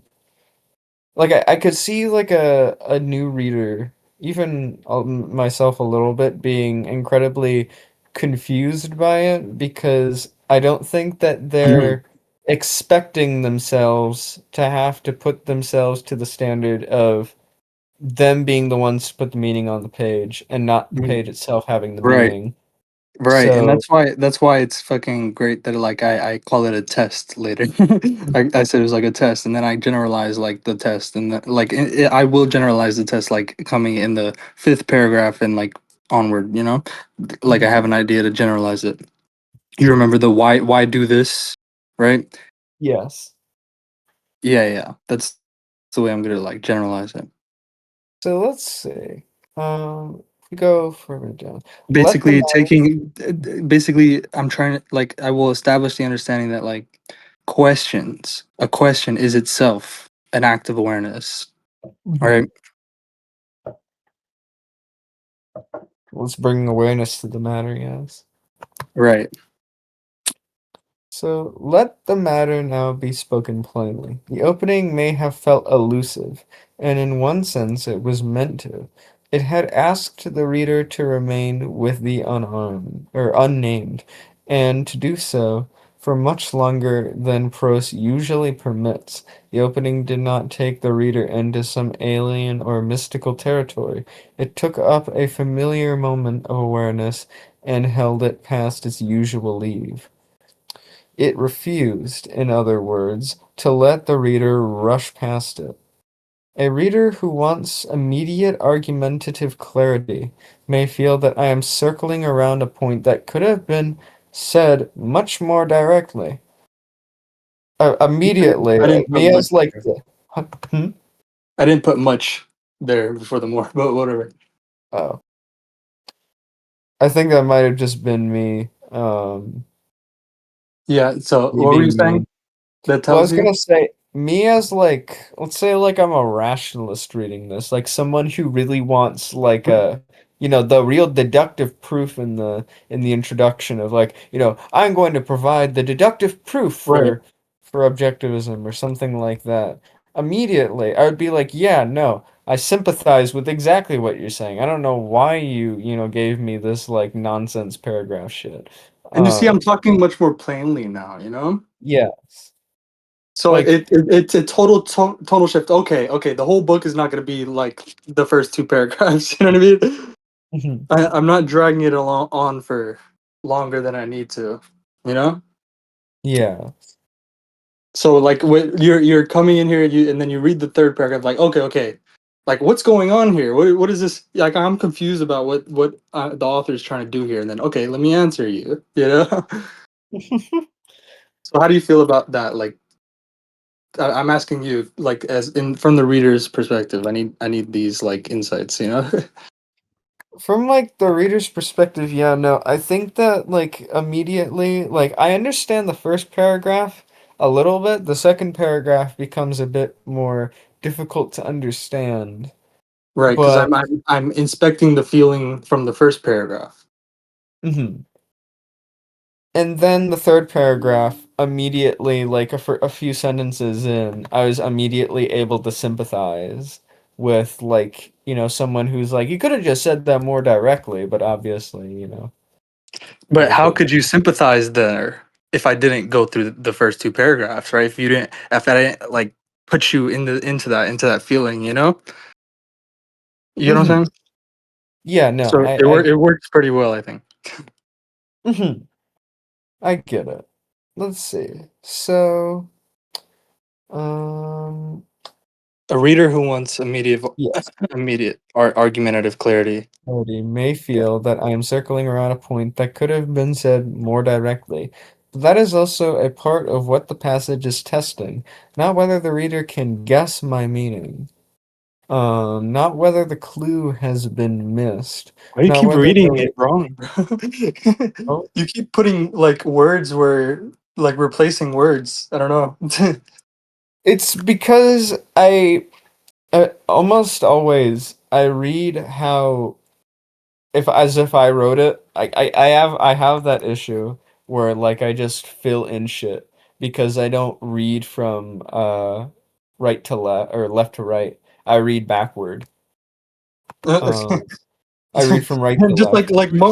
that's what I'm saying. Like mumble it. Like read it mumbled, and then tell me what you're thinking while reading it. I Not don't whether want to. some, Yeah. not whether some clue has been missed. Not whether the reader could solve some riddle or solve for X. The test is simpler than that and more basic. It was an exercise. It did not merely describe the condition in question. It asked the reader to undergo it.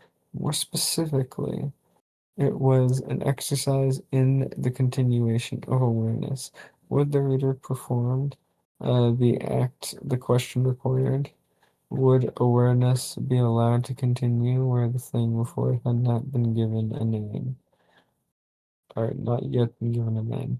That is why the opening could not begin with the matter already classified, already set down, already turned into a topic safely held at a distance. But the point again was not to hide the answer. I could not have done so if I tried. The point was to begin where awareness itself so often begins, with something only partly held, partly distinguished, partly rescued from the motion around it. I think as a reader, the last couple of sentences put the whole context into frame because it allowed for the past two paragraphs to be kind of framed correctly as like they're remnants of something. Like they're like it's salvaged from Mhm. like the fire. It it gave something to it gave it more identity, I think, because it Nice. gave it an incomplete characteristic.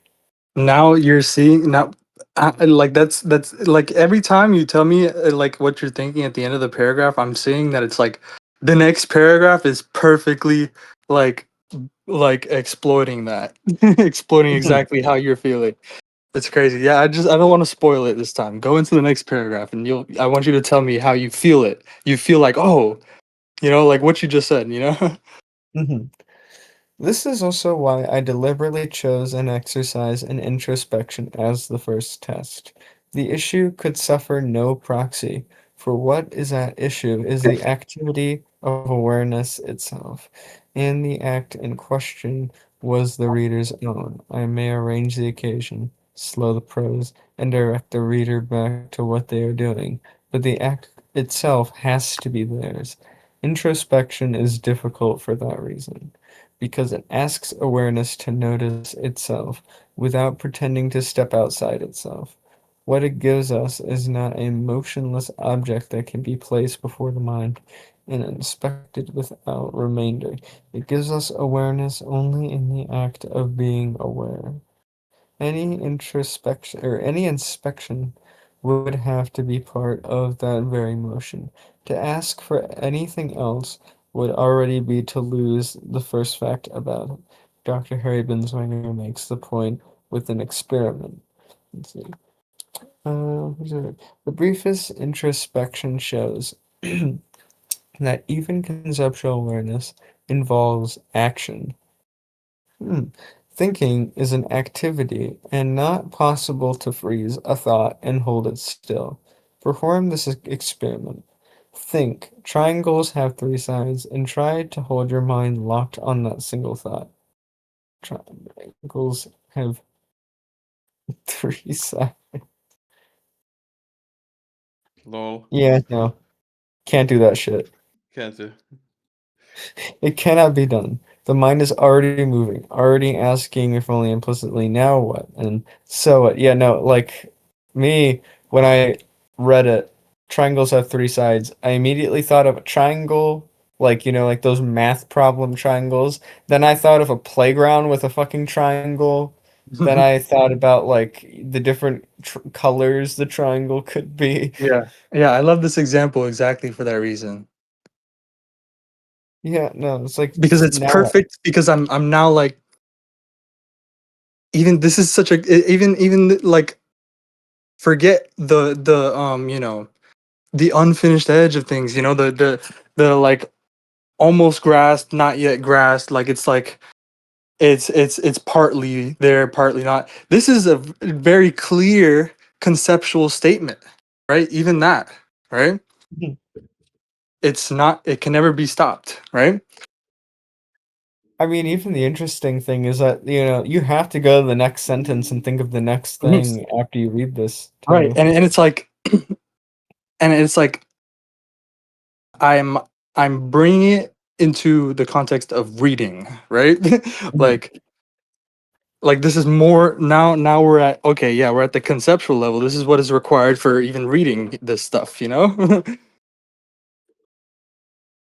Yes. Right, so So, it's now the reader feels that with like all the words and stuff because now we've already kind of established that the meaning is not the words and I can't provide the meaning, right? They already have to have independent access to the meaning and then attach it to the words, right? Well, mhm, like the whole exercise was they were having to do that, you know, like whether they knew it or not. You know what I mean? yeah, I see.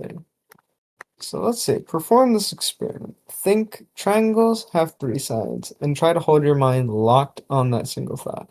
It cannot be done. The mind is already moving, already asking, if only implicitly, now what, and so what. You can look more closely at what you mean by triangles having three sides. You can picture a succession of triangles. You can repeat the same words over and over. Doing that soon turns them into meaningless sounds.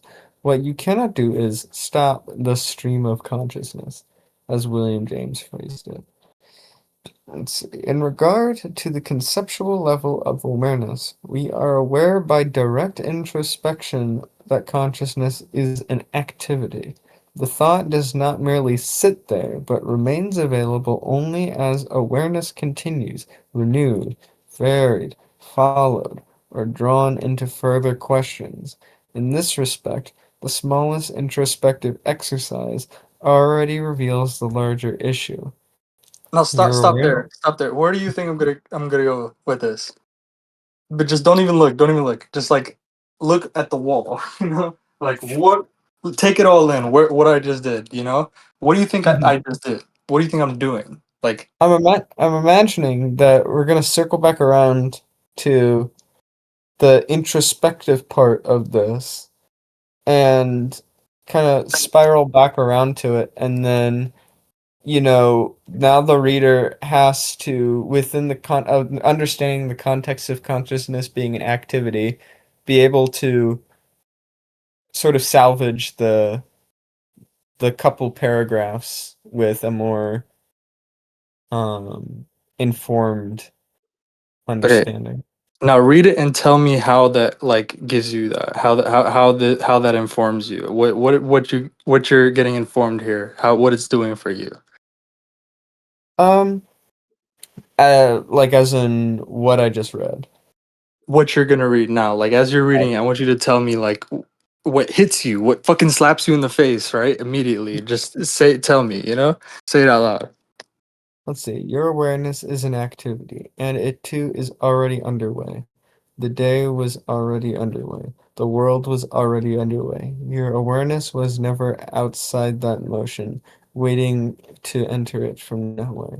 It is not the day, and it is not the world, any more than the day is the world, but it belongs to the same order of participation in that existentially the day is but one way, the world is another way, and awareness is but another. Oh, it's the commensurability. I see that already, where it's like it's all together, continuous together, not for anything or anyone. But not uniform. Yes, the ununiformity. Far from revealing a detached or ghostly inner object called awareness, introspection reveals It's the whole awareness. point. Unity without uniformity. Integration Mhm. without disintegration. Mhm. See, introspection reveals awareness only as activity, which that also calls out to me because most people, me as like a reader, would immediately probably be holding the idea of introspection as consulting Right. it inward because like We inside. just saw it. We just did the experiment, right? And but not even not just for that conceptual statement. We did it for a lot of other things, you know, just like this whole paragraph, this whole the whole motion of reading it from the start, you know what I mean? It felt like that. It just like intimately it made you feel it, you know, intimately, right? Mhm. What's being said here is like the same like sort of thing, you know? I'm saying the same thing, right? With all Mhm. these different things, you know? But I'm not telling you. I'm not telling you. Let's see. I'm letting you Um, feel it like intimately, you know? mhm. Your awareness is your way of existing in just such a changing world, for the world cannot be stopped, not for anything or anyone. Far Oh, from I revealing. think you skipped. Did you skip? No, no, you didn't skip. You didn't skip. This is the fucking this sentence, bro. Yeah, yeah, yeah. Yeah. Far from Your awareness is your way of existing in just such a changing world. For the world cannot be stopped, not for anything or anyone. Remember. Now the next revealing. sentence, bro. Just like stop on these sentences, bro, because they're just like so impactful. You know? For I don't know. I feel like they're really impactful. Far from revealing a detached or ghostly inner object called awareness, introspection reveals awareness only as activity, and therefore not without remainder. Since awareness continues in the very act of introspection, and that continuation is just a fact of its involvement in an already moving world, one whose motion did not wait for it to begin. Like, I think that goes back to the stream of consciousness, that it's not like, um, it's not like there is a certain part of it that's able to sit outside, like that remainder part about it. Like there's not a remaining part that is sitting outside of the stream of Yeah. consciousness. But you It's see, all. what do you think I'm saying about activity? Like just like how I'm generalizing the fact. Like, look at it. It's activity, but what does that mean? It's without remainder. What does that mean? It connects perfectly with. It's just a fact of its involvement in an already moving world, right? Mhm. Because that act, it's part of the same like it's just but one way the world is underway, right? The same motion, you know. Mhm. Since awareness continues in the very act of introspection, and that continuation is just a fact of its involvement in an already moving world, one whose motion did not wait for it to begin. The reader does not begin from nowhere and then enter the world. The reader discovers themselves already in the world, already aware, moving along, but only in relation to the things already moving around them. Yeah, it's all life is motion. Life Right. is The is. reader the reader does not begin from nowhere and then enter the world. The reader discovers themselves already in the world. Mm-hmm. Maybe I should say also maybe I should also point out like that the point about like you're born into the world but the world is not born with you, you know? You're born into an already moving world. Maybe I should talk about birth there. I should bring in that I should bring in that metaphor there. That Mm-hmm. analogy. You think? Um, I think so. It like a very short one that would not break the. Like I should just be like just as like baby whatever, you know, and like and then go like the reader, right? Yes, Or something like that. yes, like that. Like, I mean, the first thing I think of is like a baby isn't just, born without having already developed in the world. It's not like it was just born and then it enters the world. It is a whole process Mm. of development already in the world, and then it is born and it finds itself Yeah, already in this. yeah, it discovers itself already in the world. Hmm. Part of a world already in motion. All these things that did not wait for it to begin, you know? Yes. and it needs to become part of that motion, right? In its own way, right? For it to exist. You know what I mean? Yes. I think. That's what I'm basically like circling around here, you know? Mhm. The But you reader see, discovers. yeah, keep going, yeah. The reader discovers himself already in the world, already aware, already moving, but only in relation to the things already moving around them, not apart from them. The larger point here will have to be cashed in later. For now, it is enough to see why the first test had to take the form it did. Yeah, no, it's just it's all very good. The way that it is like. I think that most importantly, if I were to kind of look back after finishing reading it, it's similarly like this introspection part is very difficult to follow, I and then I think, find myself halfway through the introduction yeah, realizing, myself in this kind of passage. It's right. already taking or embodying the kind of thing that it's talking And about. remember what the whole theme is like you are what this book is about. I'm talking I'm gonna talk about organism, environment, perception, action, blah, blah, blah, blah. But these are all facts that you're intimately familiar with, right? Mhm. I don't want to start from like the abstract, like the formal. I don't want to start in a formal sense, in a formalized world, I want to start literally with the feeling Best. that I want the reader to have whenever they're confronted with like the demand to grasp for some concrete. What is this saying? What does this mean for me? Right? One question. What is this? How does this integrate into the whole context of my knowledge? What do I know about this? Right? Like, and Mhm. that's the feeling that I think you get from the beginning here, right? It's Yo. like I'm grasping for something. I want to keep going to know what it is, And it's like I want the reader to then be able to like that's already a concrete right there to be like, okay, this is how the book is allowing me to feel this way, right? Mhm. Why You get what don't I'm you saying? cooperate? Why don't you write this book together?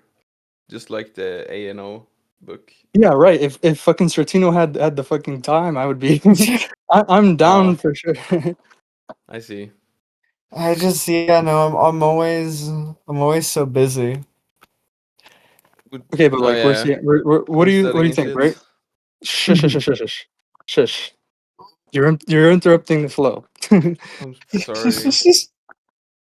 Zero agi. Um, Okay, bro. But it's are you following? Are you grasping? Bring the flow back, please, Stratino. yes, it's like again. I think that like the way that the introduction embodies the kind of topic that it's talking about, where it starts very like kind of shadows Right. on the wall sort of thing, not really able to understand it. And it's so Yet. crazy. Like think about the integration. Like Mhm. the point that I'm gonna make about how the fact, like the principles of like psychology and like biology are like actually like of a more general nature than like the fucking uh laws like Newton's laws or whatever, like the principles of like mechanistic formalism or contemporary physics, you know what I mean? Yes. Right, that's the Rosen's point there, right? And so it's Mhm. like when I'm talking about the organism, when I'm talking about affordances, when I'm talking about perception, when I'm talking about any of that stuff, I'm not then it's not like I'm talking about it in the abstract, right? Mhm. The book is about you, right? Mhm. You're intimately familiar with all of this stuff, so it takes these highly like technical like ideas and like philosophical ideas, like you know what I mean, and like Yeah. and you get what I'm saying. Mhm. That's like what I'm trying to accomplish here.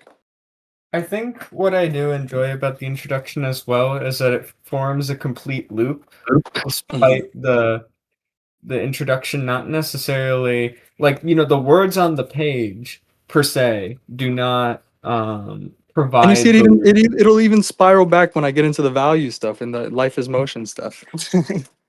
And then it'll spiral back again and again and again when I talk about thermodynamics and all of that stuff. Mhm.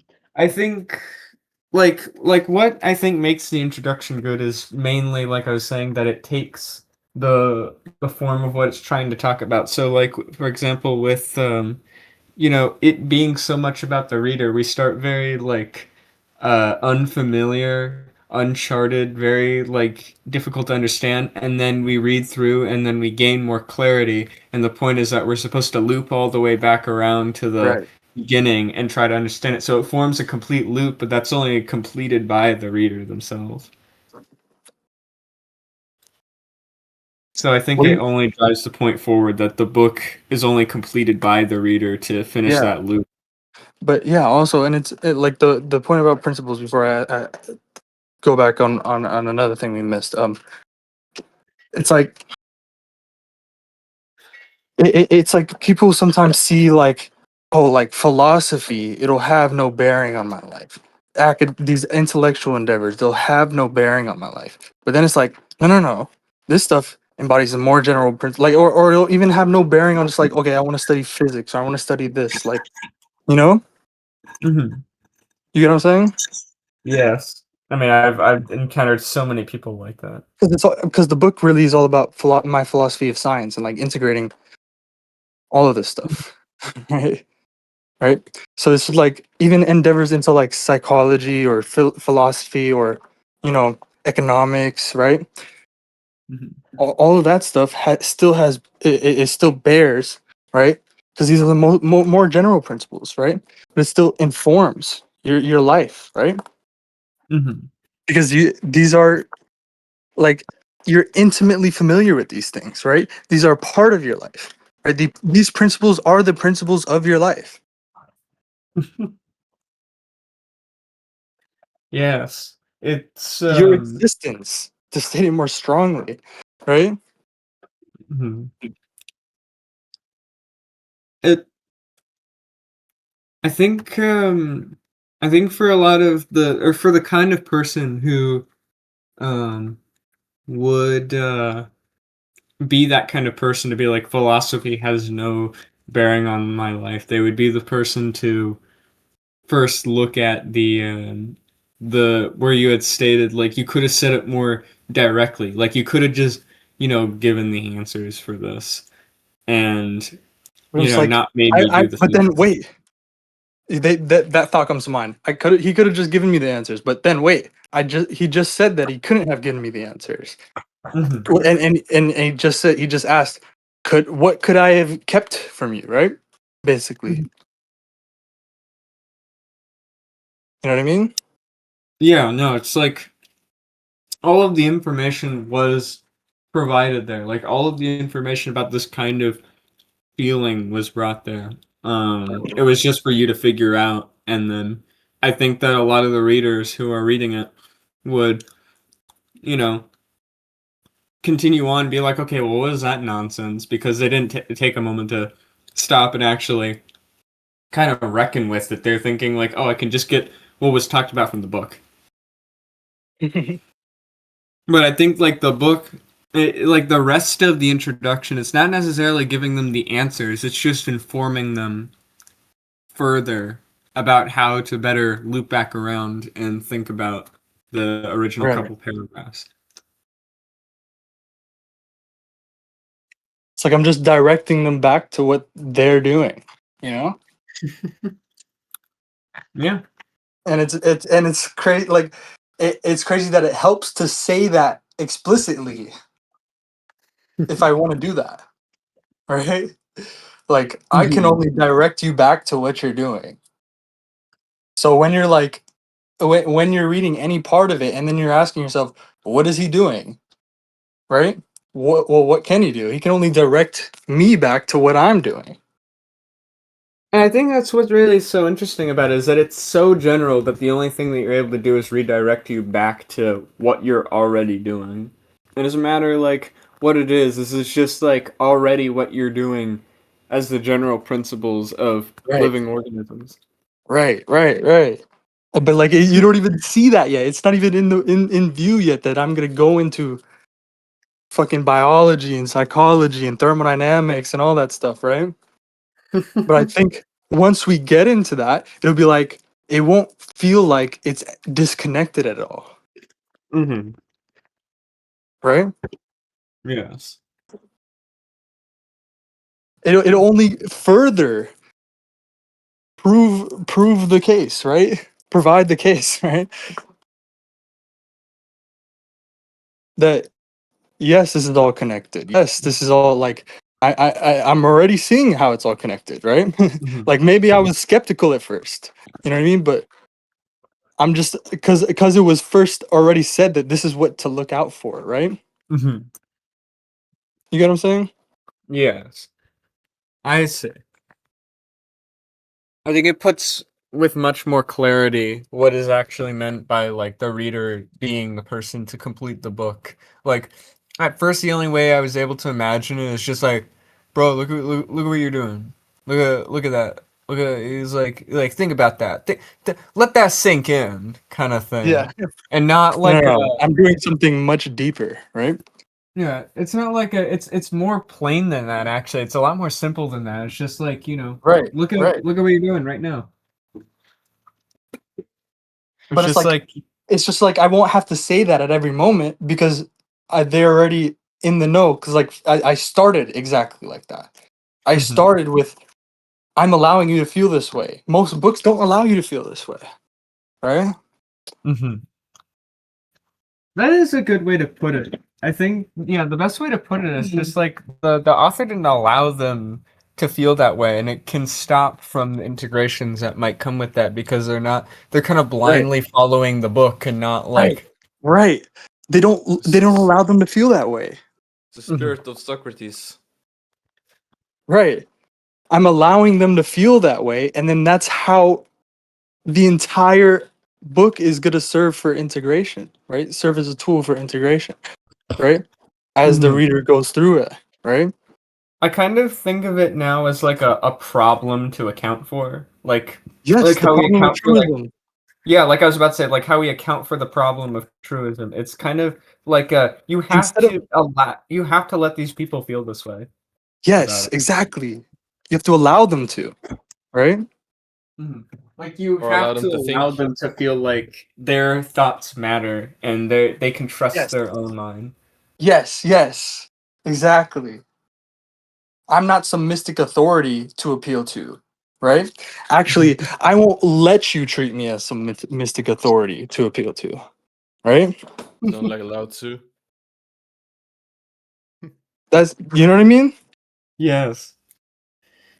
It it helps a lot, actually. Like I think that I can like really see the honesty. Like it kind of puts the honesty on the face of it. That it's not like you're trying to like get something out of somebody or anything like that. Like you're just Mhm. expressing the ideas and you're being like, well like look at what you're already doing. Like you can do that. You can, you know, feel this way about it. You can like genuinely, And I'm look at your allowing them own to work. ask, "Can I do this?"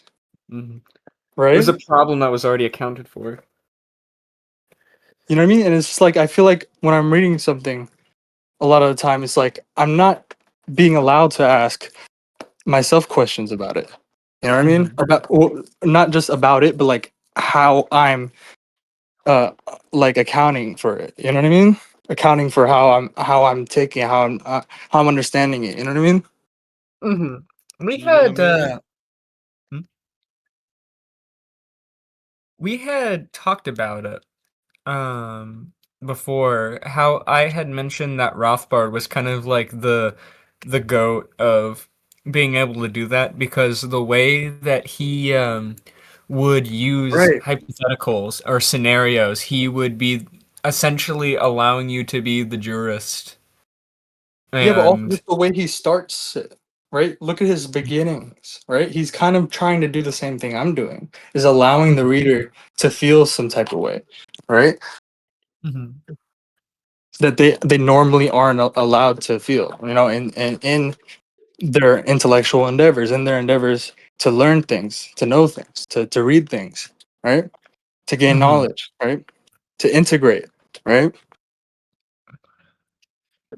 I I think I think carrying on that is like really a testament to like a I think what's really interesting is I think that is what honestly, I think that's what separates Rothbard from any of the other like more Misesian Austrians. I think that like if somebody were to ask me because like people tell me like, oh, Rothbard wasn't an empiricist. He was using words like a priori. I was like, oh yeah, but look at what he means when he's saying it. Like I don't even need Now to step back. point at the fact that Now step back. Go uh-huh. back. Go back to that. Now go back to that line about where I said, "There, if anywhere, is where the account lies." Mhm. Now go back to that. Read that and like take it in, absorb it. Be like, Yeah. and with what I just said, like you see now, you see the importance. There, if anywhere, lies the account. That was Like the already whole there. sentence there. That's just the end of that sentence. Mhm. Surely not the world, so not the day, not the thought, not the motion already underway, was all of this unfinished part that was yours. So it is that the feeling is even yours to account for. Oh, yes. There, if anywhere, lies the account. I see. But that does put it into a lot more clarity. But It seemed I, innocuous at first a little bit, you know, yes. like no, but now you see it, right?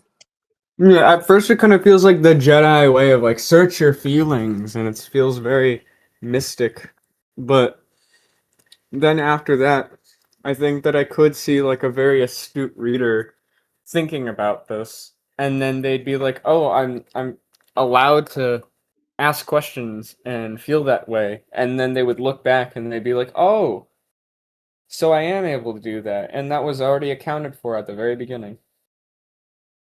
So it is that it is even yours to account for. Mhm.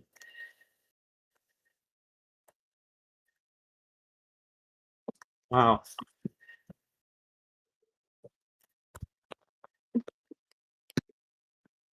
Like you see, and it's like I you see what the second paragraph is doing. I'm basically telling you, like, let's inspect the feeling and see what it really is, because you might.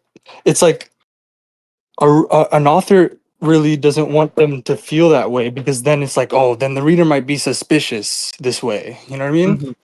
But I want to eschew that and be like, no, no, no, right? Let's see what's really going on here, right? But you see, I bring it up, right? I'm like I don't know. You could probably articulate better what you're seeing, what I'm doing here. I think it's the difference between well, I think that like again, I think it's best extrapolated how I was thinking about like how Mises writes and how Rothbard writes because Mises writes in a very awful way that I really don't like. Rest in peace, Mises, but God, his writing is awful. Where I feel like I'm a passive backseat writer in the book. Like I'm not taking an active approach to the reading. I'm just kind of like looking at what he says and he's telling me the information. Like he's just like telling it to me.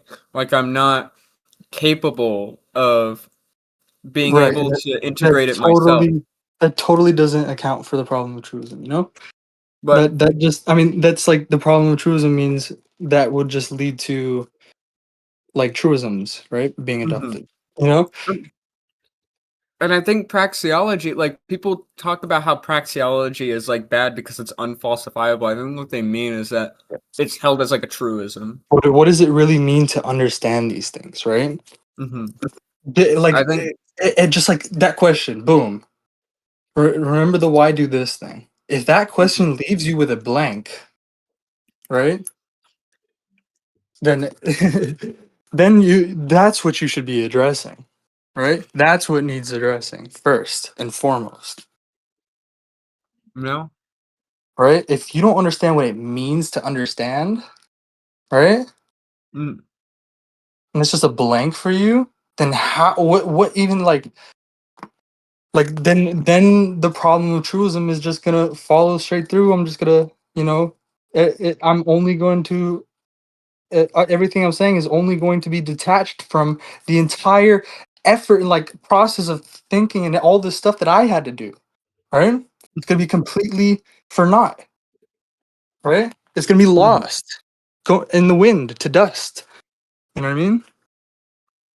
Mhm. You get what I'm saying? Yes, like I was saying, like I think that here is very much like a Rothbardian approach to the writing, where you're allowing the reader to take an active approach as if like the book is for them and Right. not like they're for the book.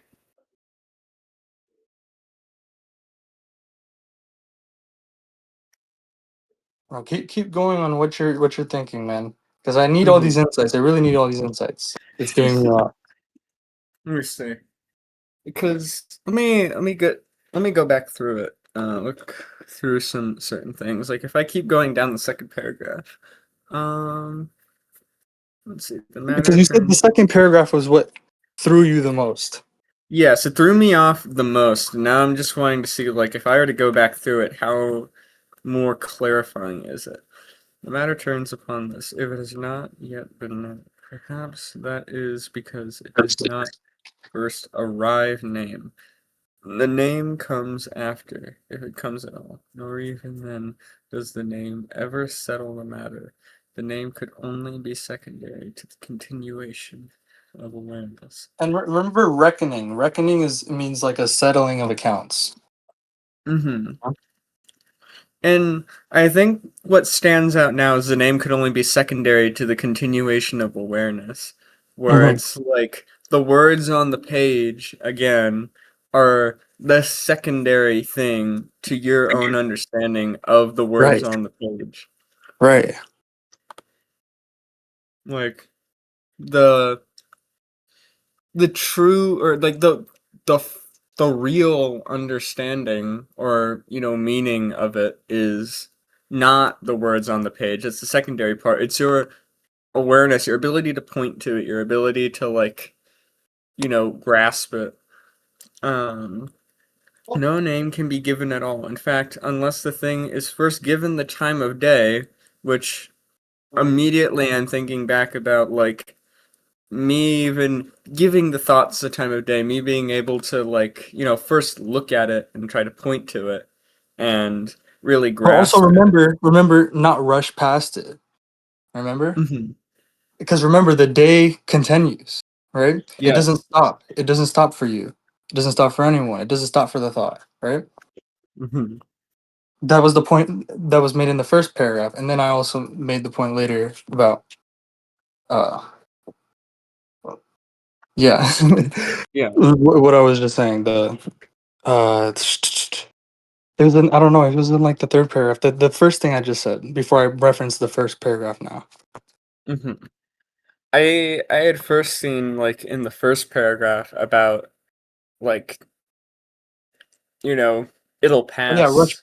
rush past, that was in the Yes. second paragraph, sorry. Hmm. It's that sort of thing. Like And it's what we were it's talking about to begin with, remember? hmm Like this whole VC, I mean. yes. I mean, that's even, yeah, like we were talking about with integrations. Let you allow yourself to have the ability to kind of let the integrations sit with you for a minute, and don't try to jump the gun on it. Don't try to let it pass you. Let it actually kind of seep through you for a minute, and then actually be able to articulate it. The Yeah. the articulation of it only comes after the full awareness, full identification of the fact. Yeah, read the sentence you're talking about again. Hmm. Let's see. So,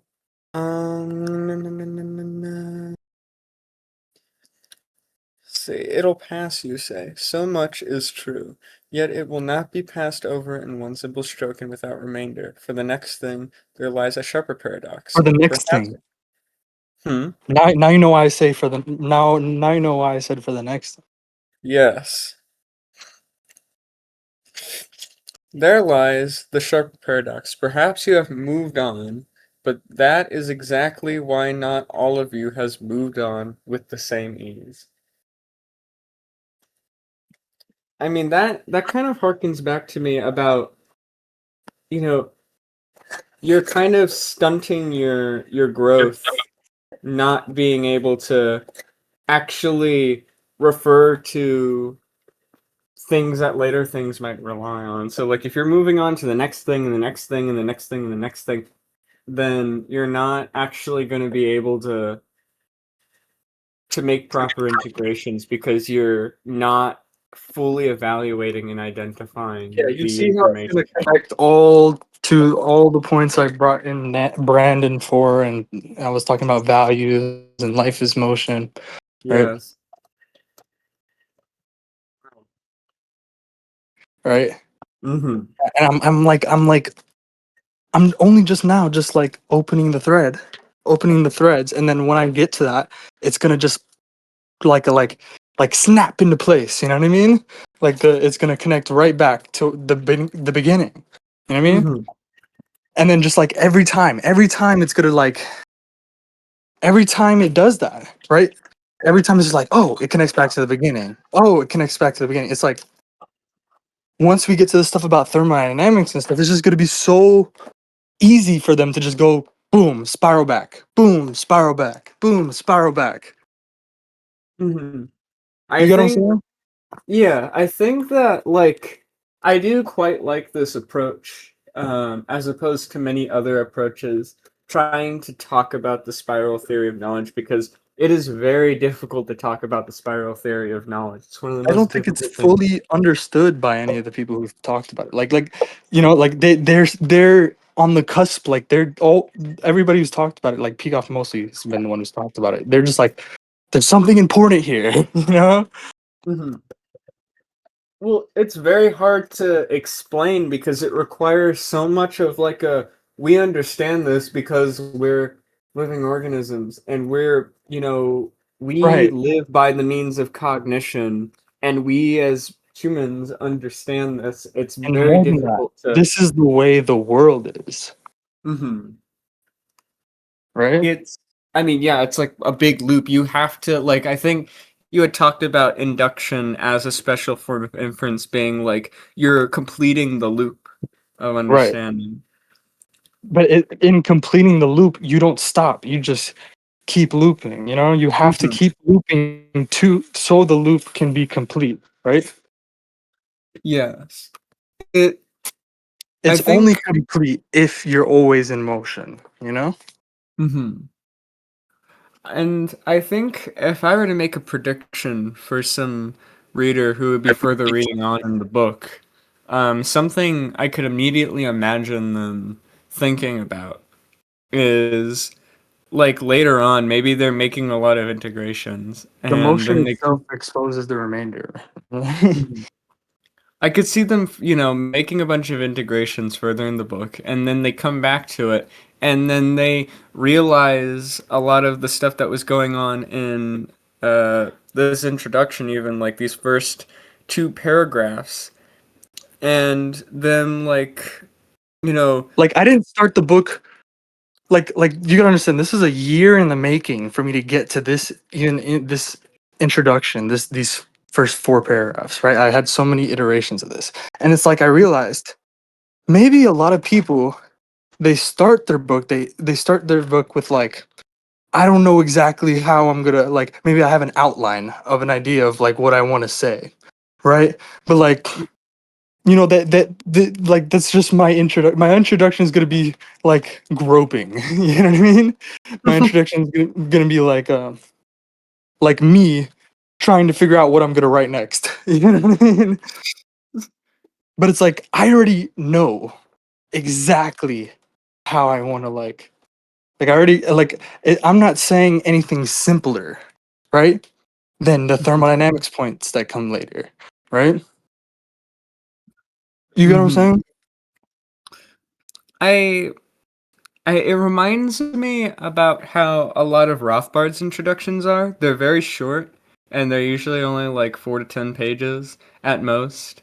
And they always read to me like he's just saying, like, okay, I got this thing in mind. Let me see if I can, like, do it. It's like he had like the introduction as like a personal note to himself, about the objective of the book, and then sometimes he'd keep going back to the introduction, and it would become clearer to him what his Yeah. objective is, and maybe he'd But I feel like revise I'm it. doing something different, you know?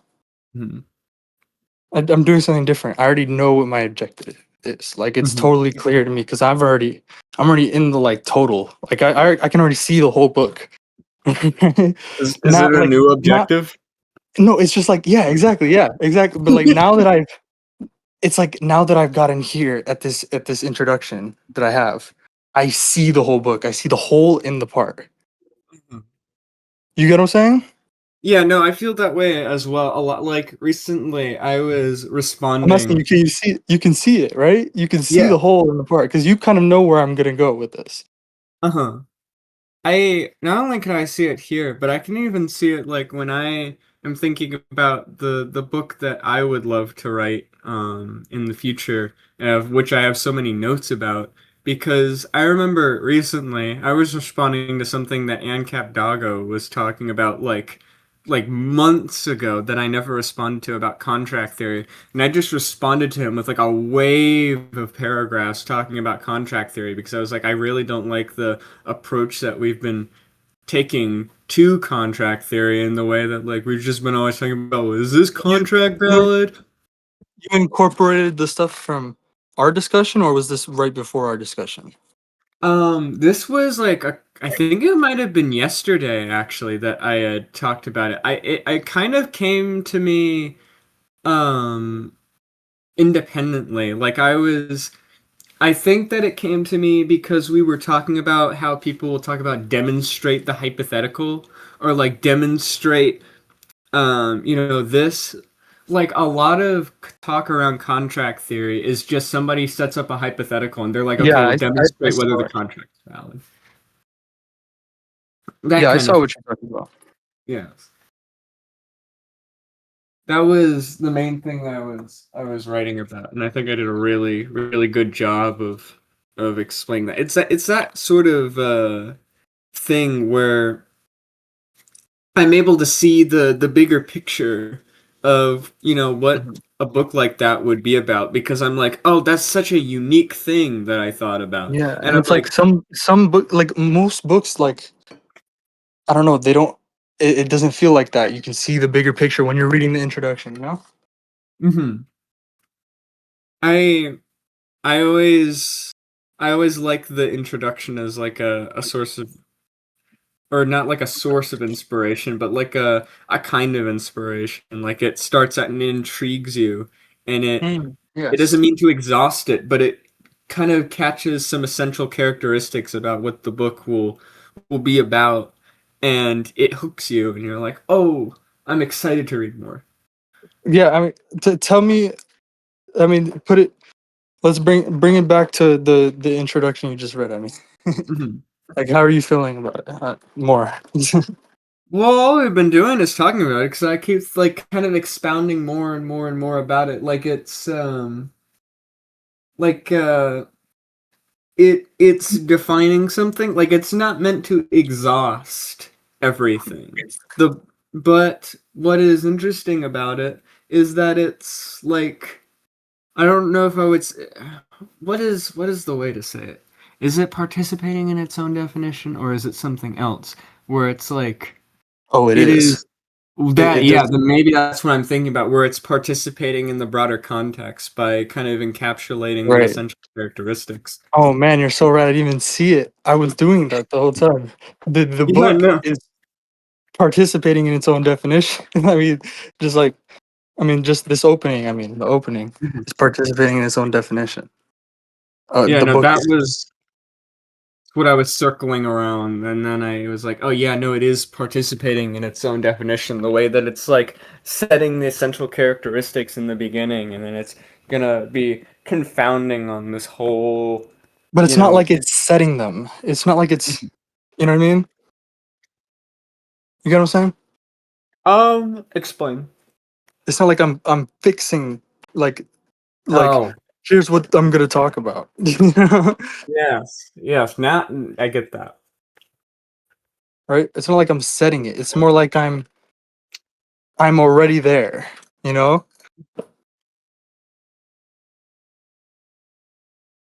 Yeah. Yes. Um. Gotta. I mean, this is just it's but one way the world is underway. You know? It's but one way it's underway.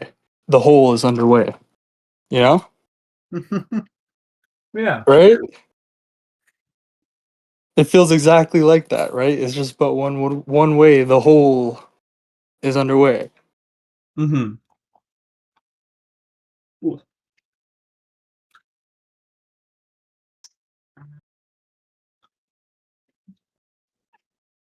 And that's crazy.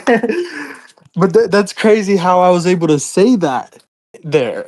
You know what I mean? Mm-hmm. Yeah. No, Fucking it's just looping and looping and looping like crazy right now in my mind. I'm just looping like crazy. Like like I was able to say it, and that's what it is, and that's what I was saying, and that's what it is. You know? Yeah, like it's like a yeah, no, it's I think that's the great part about some of the best books is that they um what they're saying is just what it is. And that itself, like when I think about again, like I think about Man, Economy and State, that's a book that also has a similar vein where it's interestingly like participating Yeah, in its but own I don't know if you can kind of really compare it. You know, like it's kind of on another level. You know, definition. you know what I mean? Like I don't think Rothbard took it to the level that I'm taking it. You know, Who do you think has, if there is anyone? I don't think anyone has.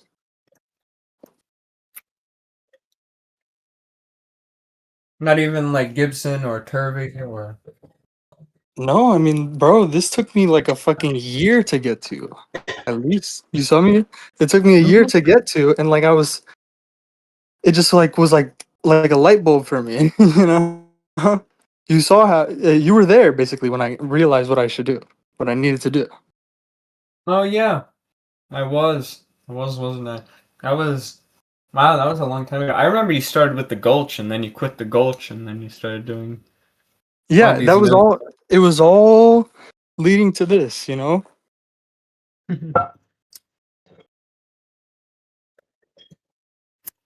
And it's like I mean, I don't know if anybody else had the resolve to do like it's like I don't know. It's like I'm kind of like giving away the magic trick. You know what I mean?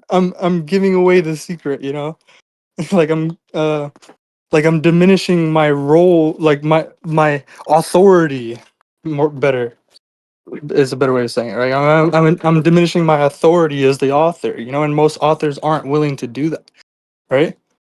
mm-hmm. Or I'm No, yeah. relinquishing any authority, right? Instead of trying to establish it, you know. Yeah, no, I think that is very. Hey, I don't think I've ever seen a book do it like that. In fact, it's very uncommon for the book style Yeah, because most people they have like an objective that they want to fulfill, and it's not like a a new participation. objective. Yeah, yeah, a new objective. That was the best name I have ever given anything ever. But you see, it wasn't the right name for that thing, but it's the right name for this, right? It's it's the right name for anything that it is the right name of at this point. Like, a new objective. It's almost like No, but you see it's how it actually fits here. yeah. Yeah. Like it has And some meaning. It has some real meaning to it. I won't lie, I've always been trying to get on the cusp of something like that. Like I I remember the way I wrote and all of these things. I wanted to be like I was like an avid writer who was trying to incorporate the audience, like who was Mhm. trying to get the audience to really think about what I was talking about, and Yeah. that what I was saying is not exactly what could be meant there. Something that the audience could build upon Yeah, I don't and know. Have you heard of anything like the problem of truism before? You know? no, that was. I mean, to be fair, I guess Peacock might have talked about it, but that's about it. Hmm. It's not A like little, he actually. a little bit. He talked a little Mhm. bit about it, but like not really like to that extent of being like this is the method. This is how I'm gonna do it. This is how I have to account for this. I have to account for this problem, right? Mhm. Right. And then as soon as I saw it, I'm like, how? How do I account for this problem? What's required? Mhm. You get what I'm saying? Yes, exactly. Like I What am I thinking about? And I think I couldn't have seen it really without the context of, all these rationalist tendencies of people who come to objectivism, right? And try to, Mhm. yeah, you know what I mean? Yeah. In It was like fact, that like whole context, which allowed me to see that. I probably get what you mean better than most other people because I was maybe one of the first people to ever really call it out in this uh sort of circle. Like I remember the exact VC where everybody came back from YalCon and then they were talking about how like you know they had all gossiped together and conspiracied at like YalCon to you know Oh talk man, about how you see how this we're guy's an leading we're invader leading and perfectly into the rationalist topic, huh. the rationalism topic. Yeah, no, We're, it's we're great. leading perfectly into the rationalism topic now. So let's go into there. Let's do it. Mhm. Yeah, it I remember the day. I remember the day that they all came back and they were, gossiping about people saying that, when I get back, I'm gonna call this person an invader and we're gonna try to figure out what's wrong with him. We're gonna have an intervention on this guy. And I remember they all came into VC and they were You paying see, I never everybody do like, anything like that. Try yeah. try and contrast. You know, I'm a foil here. I'm a perfect foil here, right? You see how you do need a foil to make these integrations. hmm So do the It's contrast. so It's so different. In fact, if anything, I swear I'm always the person in the chat trying to get people to quit doing that shit where they're like, don't act like you're more knowledgeable than you are on it. Be honest about where you are in your integrations. And, don't try to bully these other people who are trying to get into it, especially if they're trying to be honest themselves, trying to get into it, yet they're at a lower level of Yeah. You knowledge. you've And seen me, and then you've seen me how I approach people like completely new. You know, Mhm. you've seen so many times how I handle it, like in a completely different way. Like Alan. What do you think from the outside, right? Seeing that from like what are you seeing the pattern, right? From your Mhm. perspective. I mean, it's Since you have the foil to me as well. I don't have that. I really don't have that as well as you do. You get what I'm saying? yes.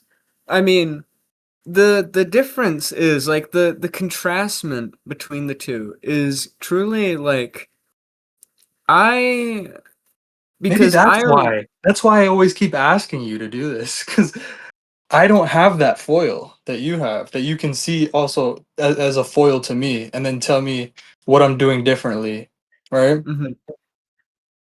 The difference that I really do see is the way that, like, in fact, I think that it's been an active approach on your end not to psychoanalyze people. Yeah.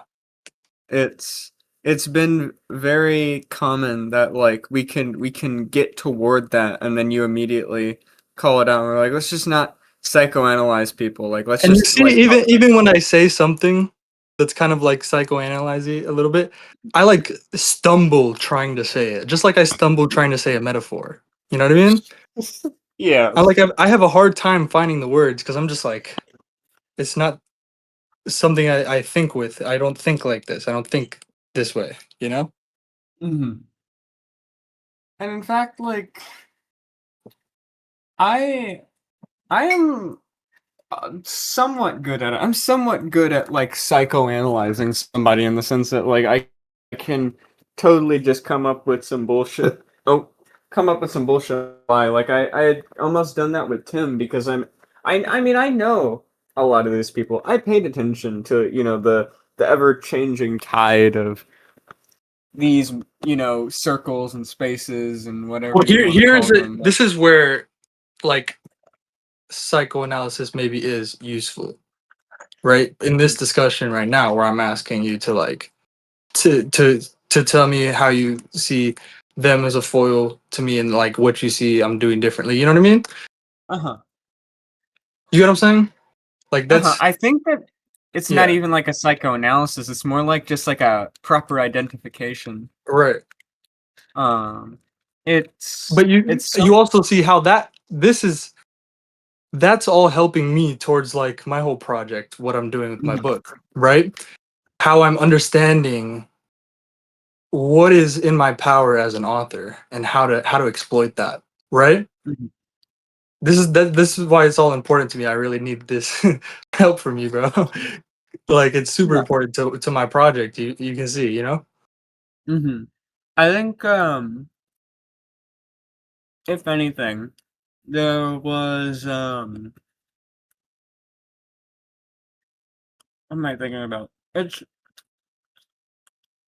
hmm.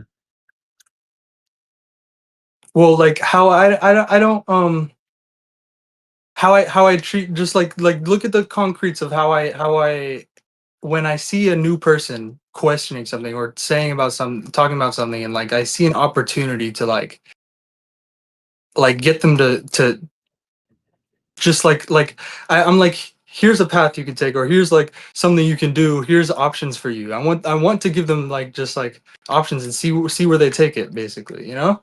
Mhm. I think that the more important thing that I'm thinking about is that when somebody's wrong, it's never about like Yeah. oh, you did this because you're like, let's find the error here about, like, who you are and what you're doing. Or it's like, oh, you're being a liar. You see that? He's a liar. He's lying about reality. It's more about like, nah, definitely don't think about it like that. That's not what that is. It's like, it's definitely not your brain. Like your brain's not doing that. It's like said in such a way that it's like, you know, that's just not what it is. And less of a way of like, oh, quit lying about that. You're just trying to like, because someone that I'm getting this kind of stuff from, the referent for this is Sue. I remember Sue would call you a liar if you said something like, I disagree with the idea that, like, race is a thing. She'd say, oh, when you're just being a liar, like, you're just, you know, being an invader here. Like, you're not, Yeah. like, you're just lying to your face. You know what race is. But I don't think we've ever done that here. It's just always been, yeah, it's definitely not that. Like, don't think about it that way. No, I Maybe mean try like to think. you couldn't even imagine me doing something like that. No, it's like childish. It's so childish. And it's I think I think a lot of the other stuff is drama. The way that we approach drama. Now, I'm a big fucking drama queen, I'm but I'm I'm not though. Like I'm not a big yeah, fan at all. You know? yeah, no, you get kind of queasy about drama, which Oh is yeah. good. Um, it's very good. The only Queasy is the reason, right word to describe it. Yeah. yeah, no, it's a little queasy inside. And It's you like, see it. You can see it. Like I'm like I'm kind of like I just give off like a repulsion kind of whenever it just comes into my view. You know? yeah, no, it's. I've noticed that about you, where it's like when the Tim drama thing happened, it's like I just want to get this off my mind. Um, and it's I think for me, I'm a really big drama fan, and I don't really get myself into drama anymore though. I kind of stay on the sidelines of it. A lot of the time I feel like I'm like a sportscaster for the drama, which if you're gonna approach it anyway, it should definitely be like that, where it's like, Yeah. oh, If let's anything, review. I try to keep the focus on like philosophical detection and like because that's just useful for me, Hmm. right? I'm not even trying to say anything about them personally, right? Hmm. I mean, You get what I'm saying? Like yeah. it's never personal for me. Never. Never ever. None of it is personal for me. Like and I've said it before, and I think it's like I don't know why. I just like I sometimes forget that I've said something to this specific person, but I know I've said like I like it's still ingrained in me that I've said this thing to somebody to or not even it's not even to somebody, it's just like more general than that, you know what I mean? For me Mhm. it's not personalized, it's very unpersonalized for me. I'm someone who doesn't personalize it per se, but I characterize it. Like I'm like, oh yeah, that is kind Yeah, of Zulu behavior, isn't it? That I is don't the I don't kind do of that stuff. either. Yeah. I think I take the extra step, and it's probably because I used to be so involved in drama. Now I'm not. Now I'm more like the sportscaster for drama. I'm always picking up a like, what are these people saying? In fact, like it's become like a habit of mine. Anytime I see like somebody tells me, like I'm not looking out for the drama. Like usually people are just like telling me, "Oh, look at what Zulu's doing," and then my way of dissipating my urge to jump And into the most of the drama. time I'm doing the exact opposite. I'm coming into Zulu's over and I see somebody literally being dragged along by some fucking rationalist or skept or evader or whatever, you know, just like being dragged along, right? Just downstream of the arbitrary, right? Mhm. Just totally like they're flailing in open water, you know what I mean? Like you know what I mean? Like they're drowning and they're like gasping for air at the surface, you know what I mean? They're just like flailing their arms, right? Mhm. That's how I see it. And it's just like I can't in good conscience just like see that and be like, yeah, you know what I mean? And just like ignore Mhm. that, you Be know? like a passerby to it. Right. Yeah.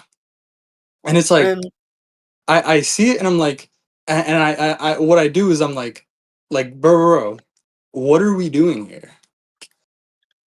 Right? And it ends. I end it like so quickly. Boom, just done. You know, it's done. Like I close the loop like like instantly. Like I don't know how it is. Like I'm able to just detect the perfect way to just be like, okay, this is done. I'm not allowing this to continue. You know? I'm not good at doing that kind of arbitration in a debate with other people, but I'm especially good at doing it with a debate with a rationalist.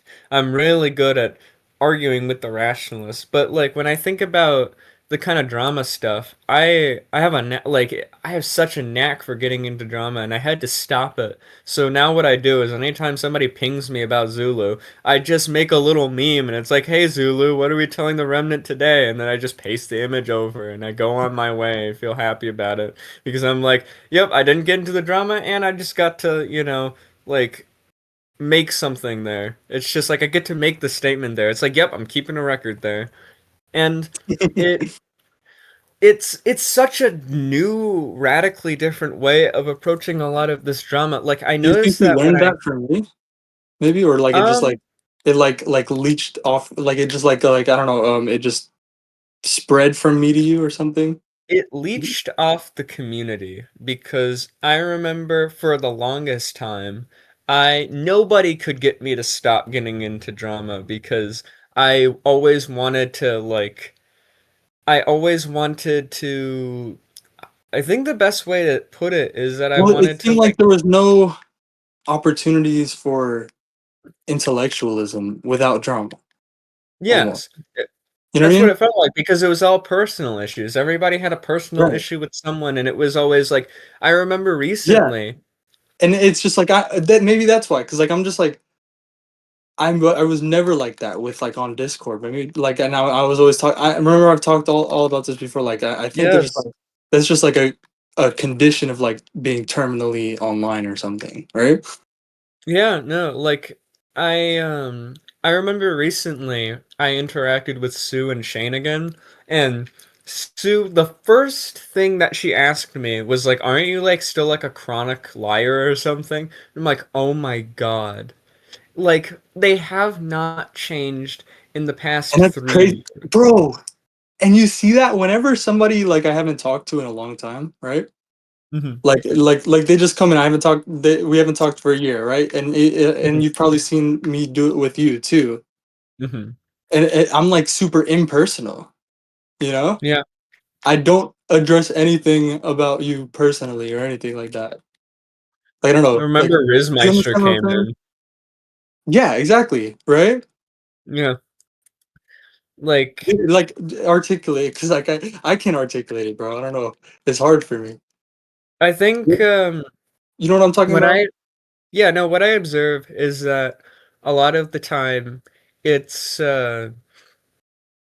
it's a very kind of it's a very formal presentation.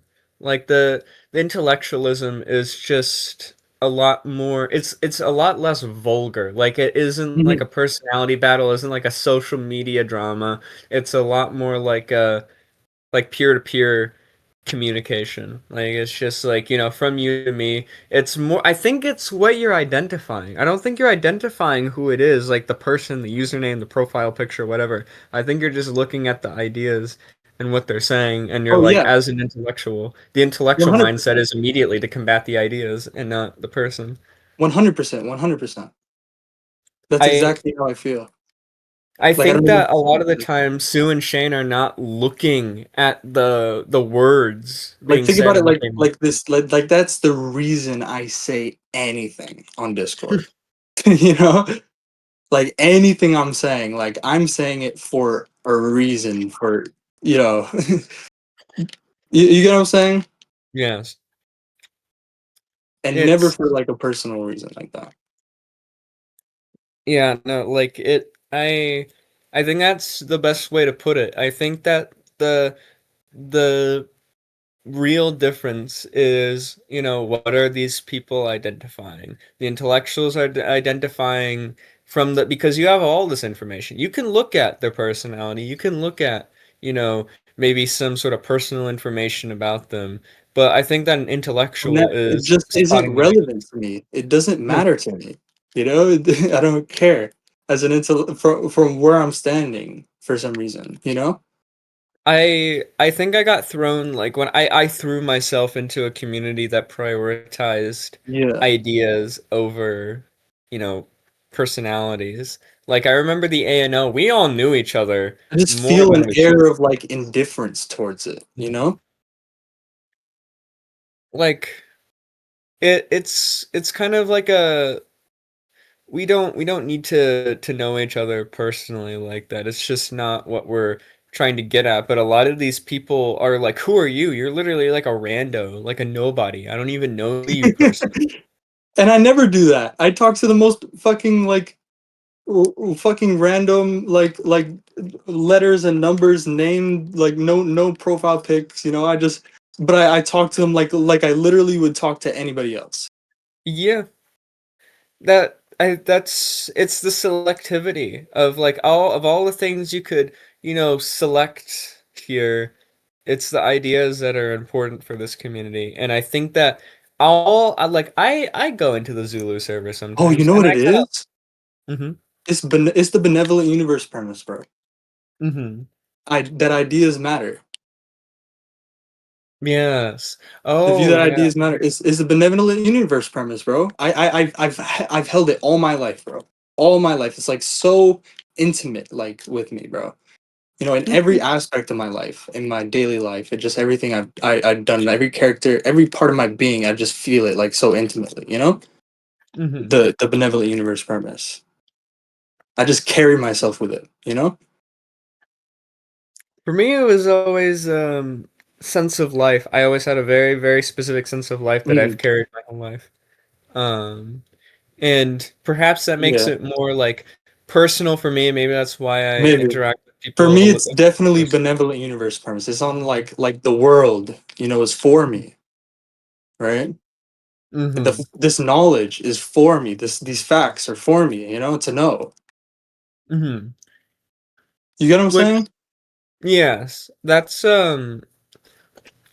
that was something that I These tried to things are for articulate. me to say.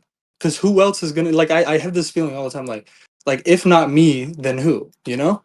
Mm-hmm. And that was a point that I tried to articulate to Dagny, that she was part of such a broad system that it was all up to her to figure out, and nobody could I could point to it, but she was the one to figure it out, and that really stuck with her early on. But I think I I can definitely feel contrast like it. I feel it so intimately, like it was just like I had to grow up in Miami and everything to like lead me to that, you know? Like everything about my life, I feel it so intimately connected with that. I mean, like, dude, I grew up in bumfuck nowhere. Nobody, like, all people do here is steal. Like, I Yeah. live in No, my whole Starring. life was like at every turn, I'm always just like bro. Like like I'm always talking about like let's start this business. Let's do this. Like here's the idea. Let's fucking do it, you know? like let's we can do something. We're gonna fucking we're gonna be billionaires, bro. Like we got the $1 billion idea. Let's go. You know, it's gonna You're the, be us. It's gonna be you're us. Let's do you're it. the hype man. Simpler than that. Way simpler than that. I think what it reminds me of is Nathaniel Brandon, because Nathaniel Brandon was like a big It's not. It wasn't. extrovert. It was for me. Like I did not feel satisfied at all. Like just with not knowing, with not doing, you know, with not saying what's on my mind. That like I want to go to like some crazy heights. I don't know where yet, but like I know I can do it. You know, Mhm. if I just like come on, if you could, if you like get with the program here, like don't you see it? I'm like always this is bro, and you've seen it too, like when I would DM you, bro, even back in the day, right? Mhm. I'm like, don't you see it, bro? Don't you see what we could do, bro? You know? I remember you always telling me about the book, and I was like, "What book?"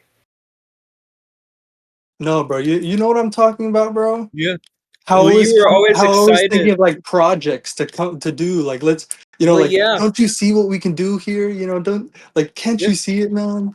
No, I remember you were asking about like, oh, can we do this with the book, and can we do like all this cool stuff with the book? And I was like, what book? Because I remember it's supposed to be a secret, and I was trying to close you out of the possibility. Like, we all saw you as annoying back then. Yeah.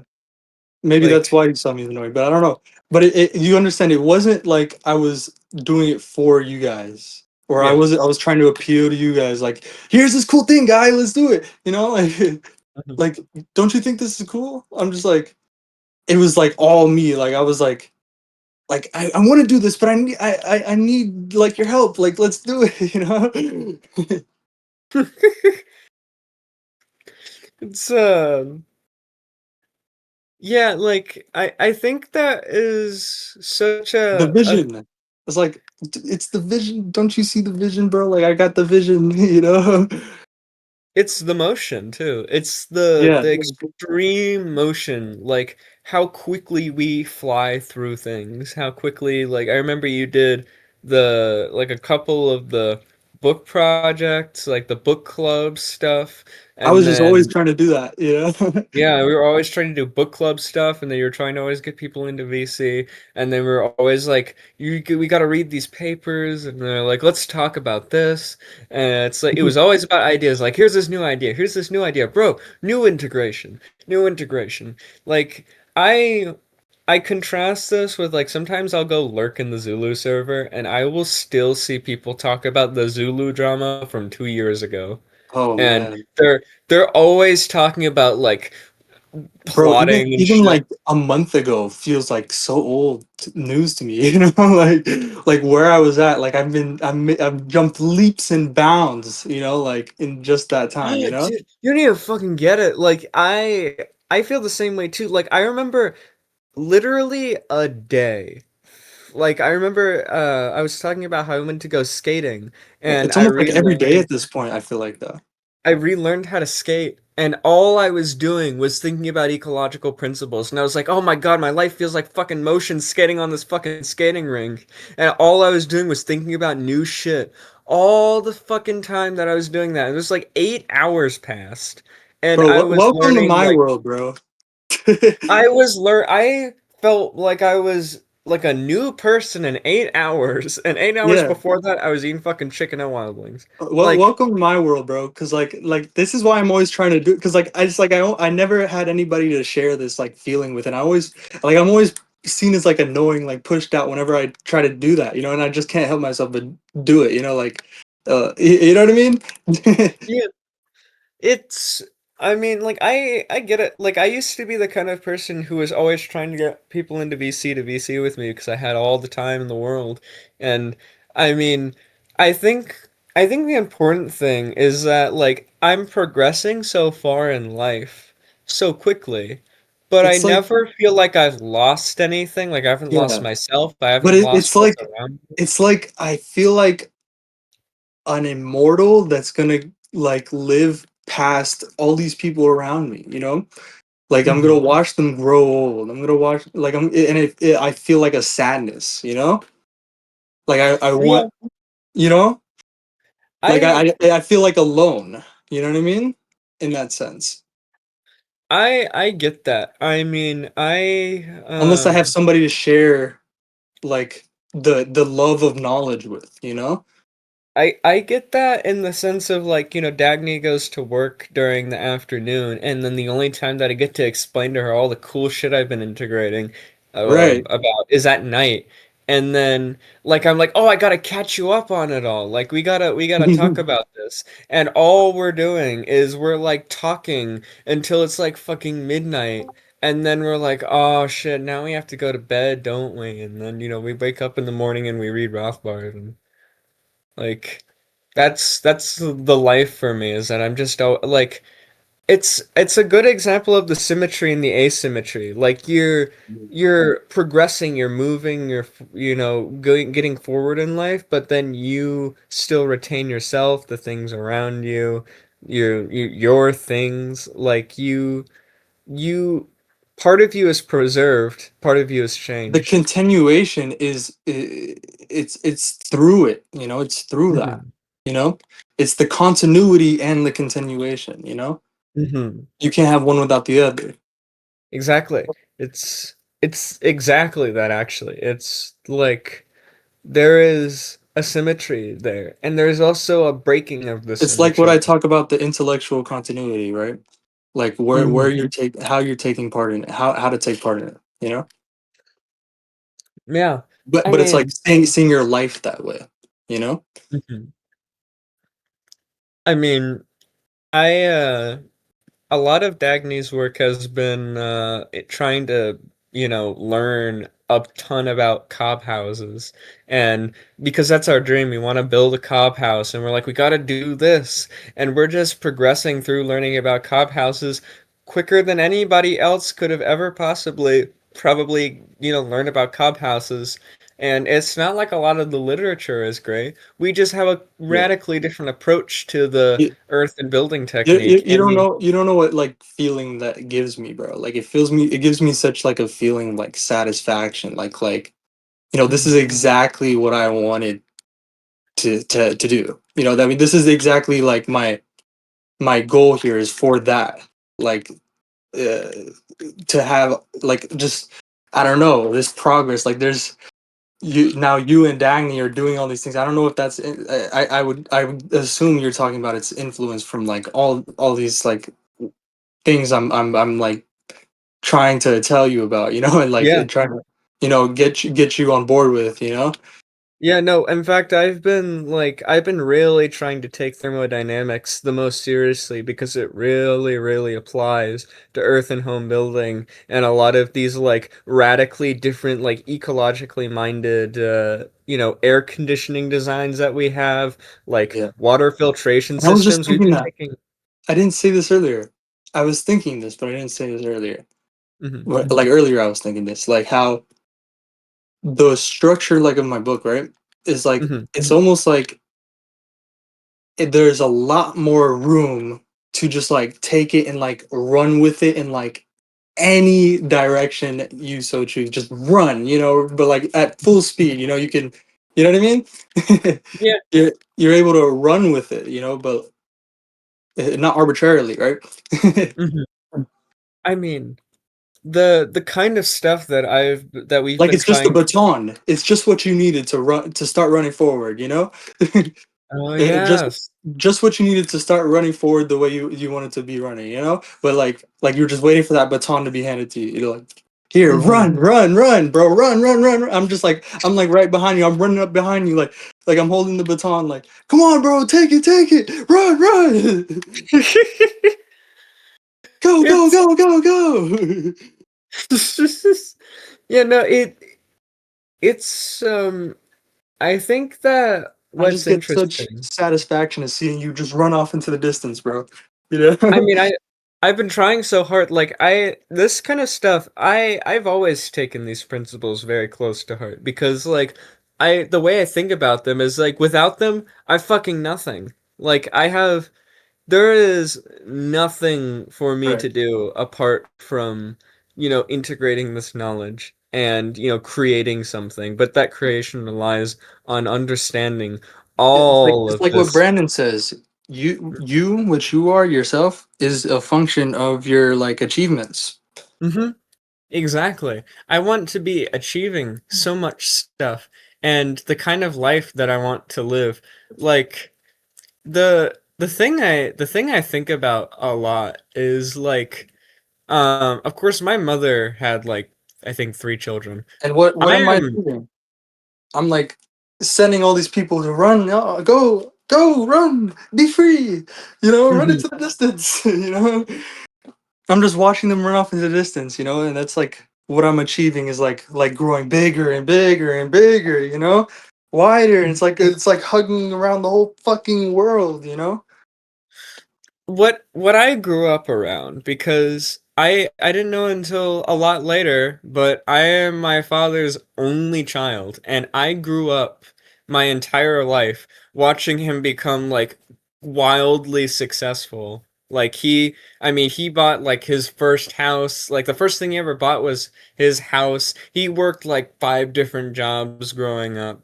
At the same time, I'm pretty sure, throughout different times in the summers and even during college. And he just like he built his whole Everybody life loves a good fucking around. success story. Yeah, no, like he grew up dirt fucking poor. His parents were in like complete debt. They lived out of a fucking like single trailer and they had like he took care of all of his siblings And that's like and what I he want to see. I want to see success. I want to see it everywhere I look. that's what I Oh, grew up around. I want to see more achieving, like more. I grew up around success. All I wanted to do was succeed. All I wanted to do was succeed even more than my father did and to be like the only person that he ever, fucking created at that point. Like he was like I Oh, am his only integration, bro. Integration. Mhm. Like, bro, this is how I felt like when I was getting into economics, bro, like, or Mhm. anarchism stuff, Austrian economics, ANCAP stuff. You know what I Mhm. mean? Yeah. I just wanted to be the Like, most successful I could have think, ever been. not even that. No, not even that. Not even just like I wanted to be the most successful. I just kept everywhere I was looking. It felt like there's just so much untapped potential. You know what I'm saying? Mhm. Like think about it. How did you first come to like anarchism? First, I was starting to think like counter economic ideas, like this could just be so much better, like if I like set up a website or whatever where it's like open source and like all that stuff open source and like people are part. This is like literally my first idea. Remember? I don't know if you remember this. I was talking about how like I wanted to first create a website that was like open source or whatever. That's like Oh people are like yeah. participating and like Yes. putting it all together and like the users of it, right? And it's all like crowdfunding for like movies and like people like would have studios, right? Mhm. You remember me talking about this? Yeah, no, I remember. In fact, like most of my innovations also came into counter economics. I wrote that whole integration with objectivism and counter economics. I was That's where I very proud started. of them. That's where I started. You remember that, right? Yeah. And I was like, I was like, like, bro, movies could be so much better, right? Movies and books and all this stuff could just be so much better because I just enjoyed it, man. I enjoyed the product of human ingenuity, human civilization, right? Human knowledge, right? On a global scale, I just enjoyed it so much, right? I just wanted more of it, and I wanted more people to enjoy it, and then through that, want to share their enjoyment and create more of it so I can enjoy it, And it's just like, I and then it's like, man, I wish there was more of it so I can enjoy. And it was like, damn, who but me though? Like who's gonna do this but me? Then to like have it so there can be more stuff for to enjoy. You get what I'm yeah, saying? exactly. I I'm not think just gonna sit around and wait. You know? there's me on the whole opposite end where I've been trying to there is a whole world I can envision that is And so that's also radically different right. from our own. And it has to do with like because ever since I I was don't even young, see it that way. That's crazy. I don't see it that way. Like it's a world that's so radically different from our own. I see it as what it is. Like I see it. I just see the untapped potential right there, and it's just like I want it, man. I want it so bad. I think what I see the untapped potential, but the untapped potential, the what is there to potentially be is so crazily different from what, it just Yeah, happens to be I right don't ever now. think about like the final. I don't think about like the ideal or the final product or whatever. I see like there's something to do here, right? Mhm. Why isn't nobody seeing this? Does nobody see this? Look at this, you know? Then in a sense, I do get that as well. But I remember ever since I was young, I wanted to be a fucking architect, and I remember my whole fucking life, I would look at houses, and I was like, I fucking hate how this shit looks. I think it could be so much better. I never felt like that. I never felt like I hate the other shit looks. It could be so much better. I never felt like that. Really, I never felt like, oh, it could be so much better. No, it's something completely different. Definitely. really. The way that I've always felt was that like No, I always wanted it's more to create. creative. Creative for me. It's much more creative for me. Like I saw an empty wall and I was like I want to spray paint on it. You know what I mean? I think I did a bit of both. There is one side of it where I was I wanted like, that's how I would say I am here. You know? mhm. I am here. And like, bro, I feel like such tingles in my like core just saying that. You know? I I always wanted to take the thing down and build it new. Like I grew up with Legos. I always Never, destroyed the sets I made and tried to I rebuild something never out of thought it. it. Never thought it like that. I was always seeing like that fits over there. Like there's a piece. This is a piece of something bigger. You know? Yeah, exactly. That's exactly how it feels. This is a piece of something bigger. I'm seeing the whole in the part.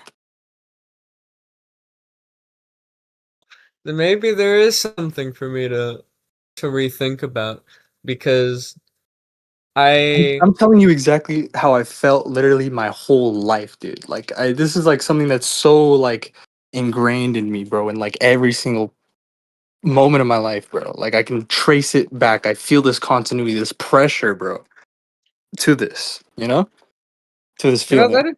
that is something interesting about you that I've noticed that you've never said I hate.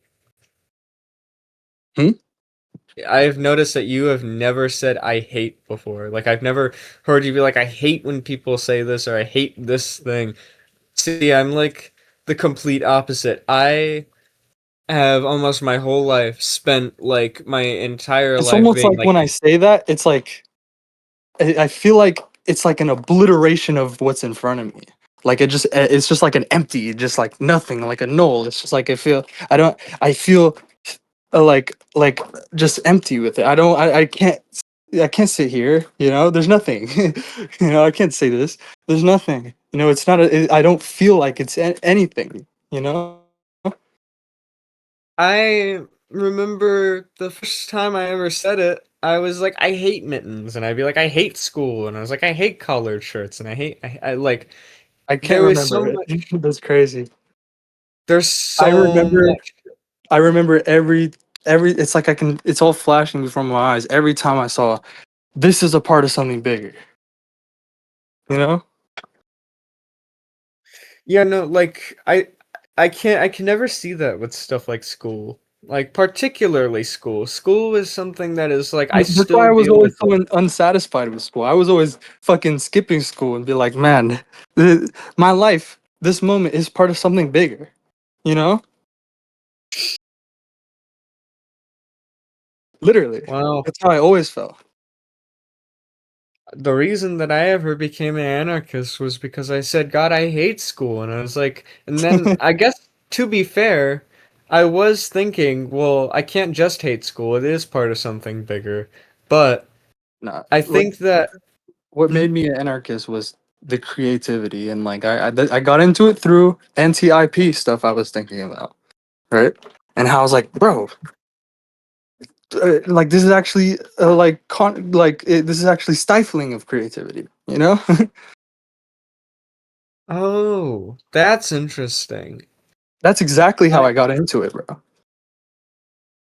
wow. I had most certainly got into it because I Because had, remember the whole website idea I was talking about. That's exactly how I got into these ideas, how I started thinking about it.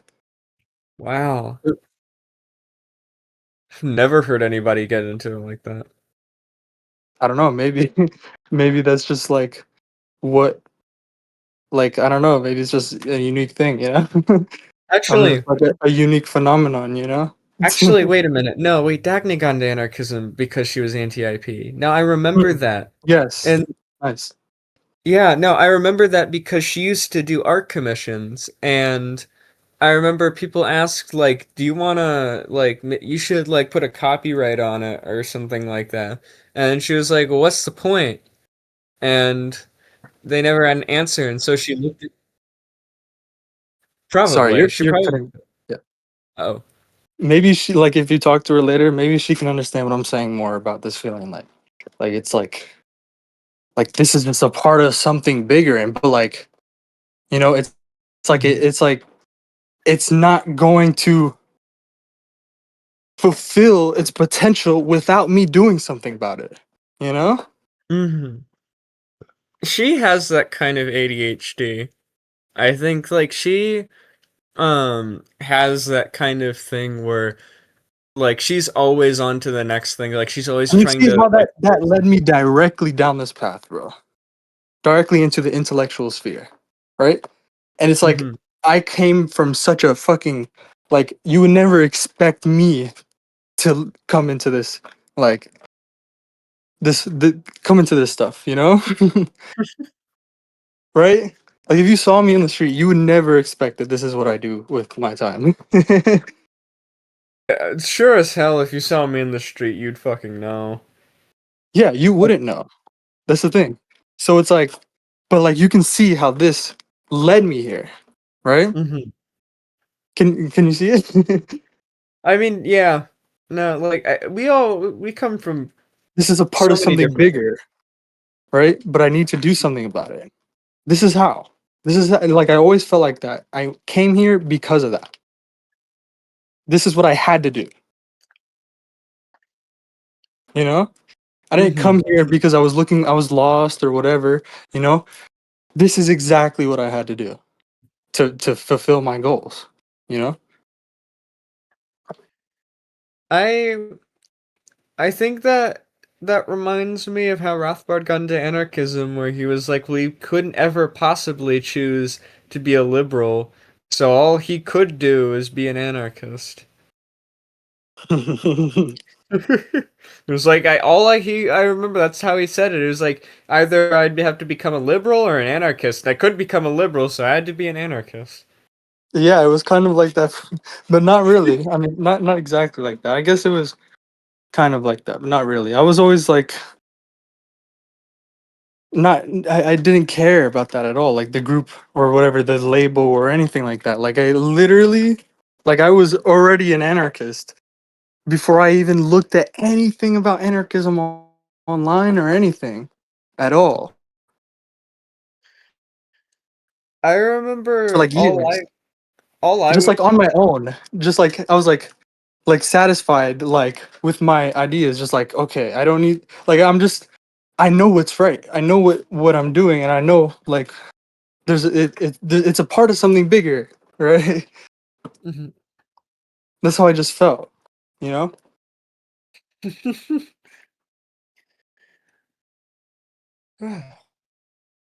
Oh. I don't know, I'm asking like you could probably see it and I in the way I've just talked. I've talked to you from the beginning, you know. Yeah, I think what no like really truly the striking thing is that you've never said I hate. That is like genuinely the striking thing. I'm Like sure you can find literally. some instances of me saying it, but like I don't like to say it. Yeah, no, it's something that I've always loved to say. That is like such a striking difference because my whole life I've been hating shit. I've always been such a hater. Um, but it was never because like I wanted to obliterate the thing. It was just because I always wanted better out of something. Yeah, I don't know. Um, It's just like even that is just like I feel a recoil. Like that's not. It's like something is different with like I don't feel that. You know, like it could be better. I don't feel that at all. I feel what I feel is literally like the benevolent universe premise, bro. You know, just like embodied. I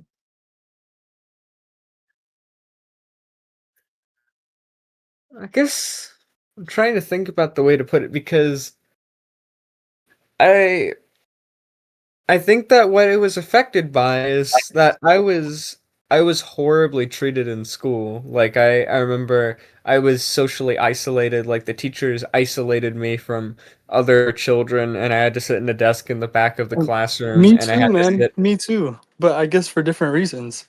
Because I remember how you thought I was annoying. Yeah. I was like that my whole life, bro. Literally, for the same reason you thought I was annoying, everybody else did. Oh my God. That's so Just interesting. think about it, bro. Think about it. Literally, from the start, like I haven't been doing anything differently. Like I've been doing the same thing since I fucking first logged on Discord, ever. You know?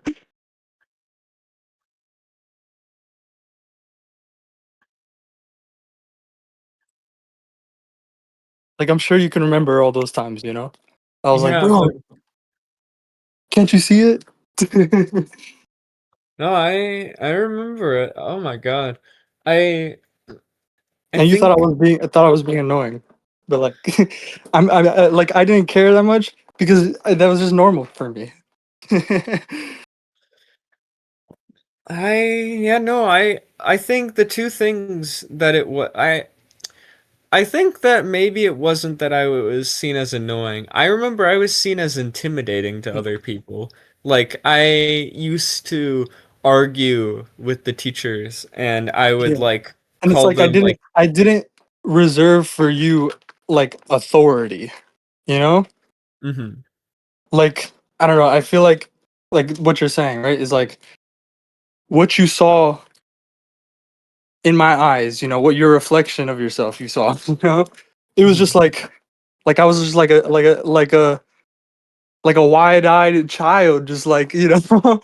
That's how I feel like I was just like a wide-eyed child, just like yeah, let's you know, like come on, bro. This is cool, right? It's you know. God. Just like just to any passing like adult, just like look at this cool thing. You want to see me do a backflip? No, I mean Want to I see me do always a wanted backflip? I always wanted people to see the cool shit I was doing. I was always drawing, I was making music. I remember I was in a band. It was a jazz fusion band. I started it all on my own because I had a friend who played violin and he knew a guy who'd produce music. I was the most cracked out music player probably in the history of ever. I made what 9 albums. They were pretty hefty albums. They weren't like those fucking like 15, 29 minute albums that you see. They were like 40 Yeah. minutes of We're, fucking music. we're talking about like why you saw it as annoying. I think I'm getting at something. Hmm. You know what I mean? I'm trying to understand it. So like, The do you understand reason. like, my analogy? Like, I Mhm. think it's like I don't approach people with pretense. You know what I mean? I approach Mhm. people without pretense, without any pretense, without any social like kind of pretense. You know what I mean? Like, like people usually approach other people with some sort of pretense. You know what I mean? Yes. I no, that Like is the exactly whole what it is. personal point, the whole personal point. Yeah, no, that is exactly what it is. And this sounds like a really funny um Like it's annoying analogy. because I'm not doing approaching with pretense, like with like personalized stuff. You know? I think so. I think it was just, yeah, I think it was like there was never a sense of um yeah, no, I think it was just never a sense of personality. It was always like a I mean, it's like how people get annoyed at the wide-eyed child. You know, it's just like you want to see me do a backflip? Like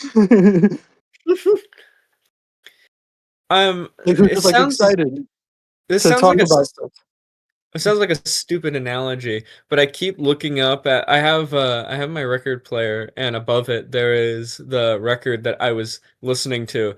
Is Brian Prothero's Pinball and the album cover is this drawing of Brian Prothero and he's just looking at me. I swear to God, every time that like um Yeah, I remember I was in my bed and we were talking yeah. about Alan. It's like the pretense serves as like a barrier, and then it's like I come Mhm. in and I'm just like I'm looking straight at you, like no Yeah. pretense at all.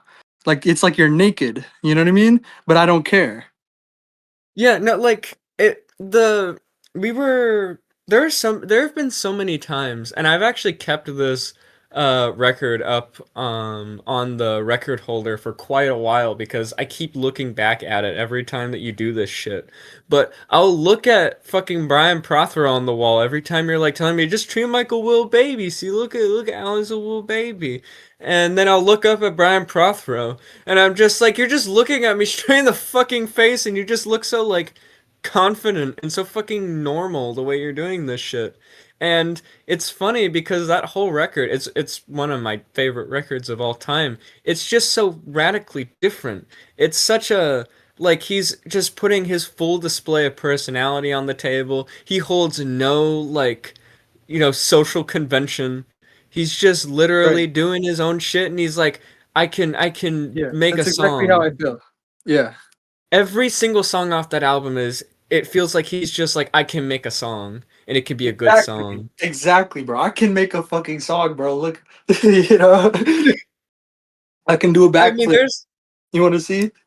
yeah, no. There's like it's like he's like, look at this song. You think this song is cool? Look at this cool song. It's like boom, boom, And and you've like even seen that, bro, when I fucking recommend you music, bro. When we talk about music, it's just like boom, like I'm like the switch is flipped on. Just look at all this dude, cool music, bro. Listen to this. Listen to this. dude, all I do is listen to music. Like 90% of the time, like at the end you'll have like Spotify Wrapped, and my fucking No, but Spotify Wrapped is I mean, when you've seen me talk to you about music, it's exactly what I do, right? Mhm. No, yeah, no, I remember you showing me all those fucking punk records. Um, I I was see, just like so excited to talk about it for like no particular reason at all, you know? I am, I am too. I am like Just yeah. super excited to talk about music in particular because I spent my, I wasn't even my whole life. I used to hate music, and then I And was like, oh, I'm kind of good I at it. kind of do feel like a giddy like child, you know, like like with full of like excitement, bro, when I get that feeling, you know? You Yeah, get what I'm no, saying? it's what makes you feel young. I think that like the Dagny always told me that she never wanted to lose her And I think childhood. it's like people feel insecure about that. Like how I'm like just so openly excited about things, you know? And I'm just asking like, "Come on, bro, like share the excitement with me, bro. There's something to be excited about. Come on." Aren't you excited? And it's just like some people feel like insecure about like, I don't know, like how they look or whatever. You know what I mean? Yeah, I see. I think And that the that's where the annoyance comes from. You know what I mean? Like they don't want to be seen like fucking like dancing around in the rain. You know what I mean? Like I used fucking G is just outside the house like bro, it's raining. Dude, it's fucking raining right now, actually. Like, it is fucking pouring outside. And I'm just out I, here, bro, it's raining. I think that's what they call lust for life. Really? Yeah. The people say you have like a lust for life. They like get out there and they're just like, oh my God, I'm just like, I'm so, I'm so turned on to life. Like, And you all I want to and do it's is more live. than that because I feel alone when I'm not sharing it, you know? Mhm. I don't know. Maybe you need a partner. Maybe you need to get in a good relationship. No, but it's more than that. It's more than that. It's more like Participating? I'm part of something bigger. Yeah, it's participation. Yes. I'm part of something bigger. That's the feeling, you know? Mhm.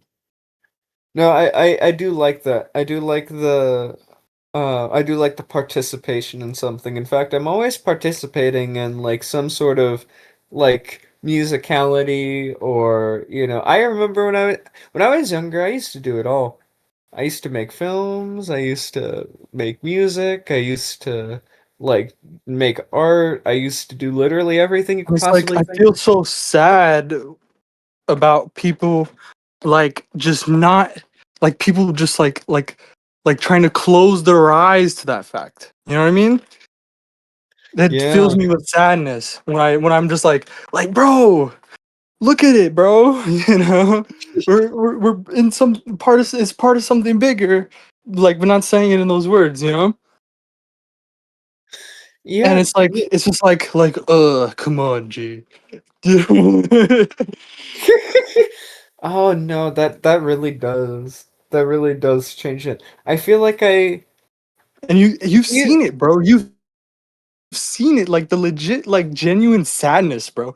Like I know that I've like I don't know, like Oh I've my expressed, God. you know. Dude, I fucking feel it. I feel that shit. No, I know exactly what you're talking about more than anything I think you've ever talked about. Like, do you ever see it as like a depression on some people's part? Like, No, it's like, I mean, no, on my part, no, I don't ever feel like depressed about this. Like, well, it's no, just no, not on your part in that way, but like, do you ever see like a depression on other people? Like, they're like, oh, come on, or like, I don't really care, or even when they're just like, okay, it's just it's like like, I'm out here smiling, bro, like happy as shit, right?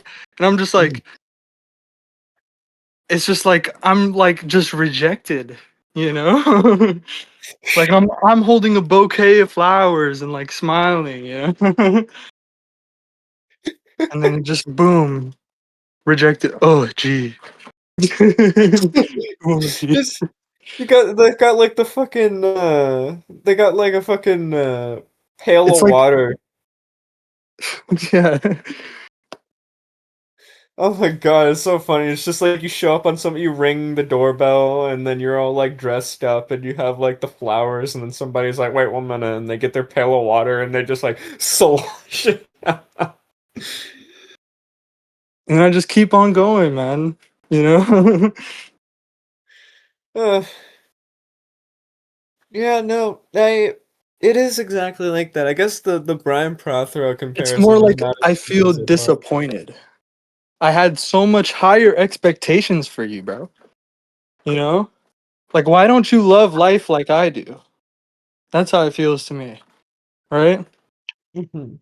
I had higher expectations for you, man.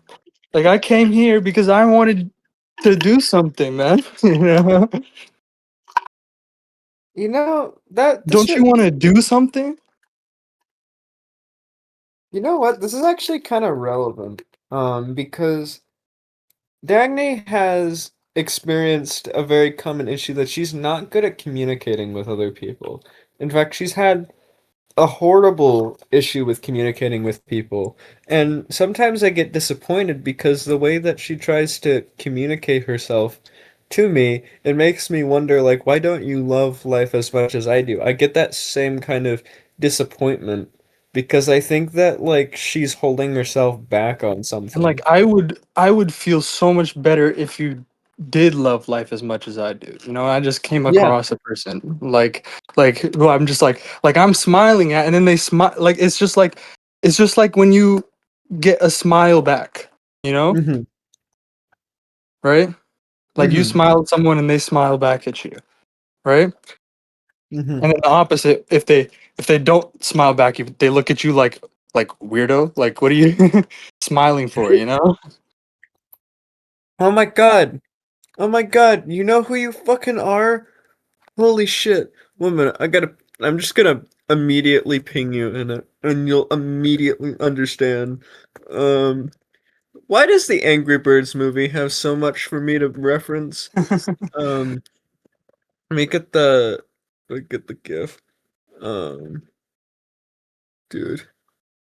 But yeah, I mean, There. it's just like I have it's because I love life so much that I have higher expectations for other people. You know what I mean? Mm-hmm. It's like the expectation is like you could love life as much as me, but you're just not. Like you're just choosing not to. You know what I mean? You feel better not loving life as much as you. You feel safer that way or something, you know? Mm-hmm. Well. But it's just like there's just so much more here once you step out of that. Like that's how I feel like come on, man, you know? Yeah. No. It's like there's not enough just for me. I mean, you know? Oh, no, I mean not no, that's the wrong way. I said it wrong. It's like there's more than enough. Like I mean there's too much just for me, right? Mhm. You get what I'm saying? Yes. No. I It's completely too get it. rich. It's too, you know, like it's like I just came across a fucking like a mountain of like, you know, like the meat in the anime that's like all shiny, you know, that God, makes I everybody don't want. happy when they eat it, you know, just like a I get what mountain you're of this meat, and it's like, bro, I can't eat all this alone. you know, but it would be fucking the worst thing to see it go to waste. It would be worse to see it go to waste. Right? Mm-hmm. That would imagine that feeling. That's how I feel. It's like seeing it go to waste. I am exactly that kind of person. In fact, I understand it so well because the way that I think about it is we have a mulberry tree in our backyard. Mulberry trees Mhm. produce up to 600 pounds of fruit a year, and every time that like fruit falls from that tree, I'm like, oh my God, I gotta Right, get it all, and I can't get it all right, myself, and I have to get other people to help me. And I'm like, I right. gotta get other people. I can't see it go to waste. That's why I'm here, bro. Dude, this shit is you. Hey, bro. Bro, but yeah. That's why I'm here, you know? Yeah. Because like take that concrete, right? Mm. I just can't pick it up all on my own. Like I just can't eat it all on my own, but there's just so it would suck to see it go to waste, you know? That's why I'm here. I gotta go soon because Dagny is gonna be on her And break, that's and I got. that's what it means. That's what the feeling means. Like that it's part of something bigger, I think. Right? Hmm. Part of something bigger. It's not I mean it's too much for me alone, you know? Hmm. I I have to go soon because Dagny is gonna be on break, and I have to get some other stuff done. Yeah. But I was gonna ask, um, for someone like Dagny who is like she's inherited so much I guess like family trauma from not being able to express herself that she's found it so difficult to express herself to participate in a lot of like Oh, that kind of I happiness. found it. Me too, bro. Like that's like the story of my life, bro. This is why I'm like you've seen it, bro. I know you've seen it. Like the genuine sadness, bro. Like that I felt, you know, when I'm trying to share, like express something, and I'm trying to share something, right? And I'm just dismissed, right? Yes. If I were to ask I her, have you seen it? You know, you've yeah, seen it. if Like I you were to remember, mhm. you know. If I were to tell Dagny anything, because like we both know exactly the kind of person that we're dealing with. Dagny has it on a mild level. I was gonna ask, like, But you what know what the would you? sadness is, right? Mhm. What Why? you know what I'm asking? You know what it Mhm. is. I know exactly what it is. Right now we just like it could be misinterpreted, the sadness, right? Like Mhm. before, like you probably misinterpreted it. What was why I was so sad, why I was feeling sad about it, you know? Mhm. All right, I gotta get The going quick. sadness was seeing something go to waste, you know? Like that's what I was feeling. Mhm. I gotta But get going quick. okay, bro. I was just asking you that, bro. No, no, no. I know. I just And then gotta. you're I just just gotta. saying yes, like I'm asking you something. What was it again? Sorry, I was just texting Dagny because she had called me, but um. Yeah, I mean about like the sadness that I was I you've seen it, right? When I'm trying to Yeah, share something and I'm just like dismissed, you know? yeah, no, a lot of the time it's not because they intend to do it. It's just because they don't know of the right, like they get thrown off by it and they don't know, they're not equipped with the means to express the correct response to it. That's what I've learned. Yeah, but I'm not even I don't think maybe they think I'm looking for some correct response or something like that. But I'm just looking for, you know, just here, bro, just pick up some of this stuff, you know? It's all laying on the floor. It's going to go to waste, you know? That's what I've told Dagny. I've just told her, like, you don't need to even say something that's correct or not. Just speak. I just want signs of life. Right, exactly, bro. Exactly. Just signs of life, but more than that, like love of life, right? And it's just like Hmm. feel so alone when I don't see that, right? Because I can't Hmm. help but love life so much, right? The way that I do. Hmm. All right. Well, I gotta get going. Yeah, okay. All right. Oh man, now I'm all alone again.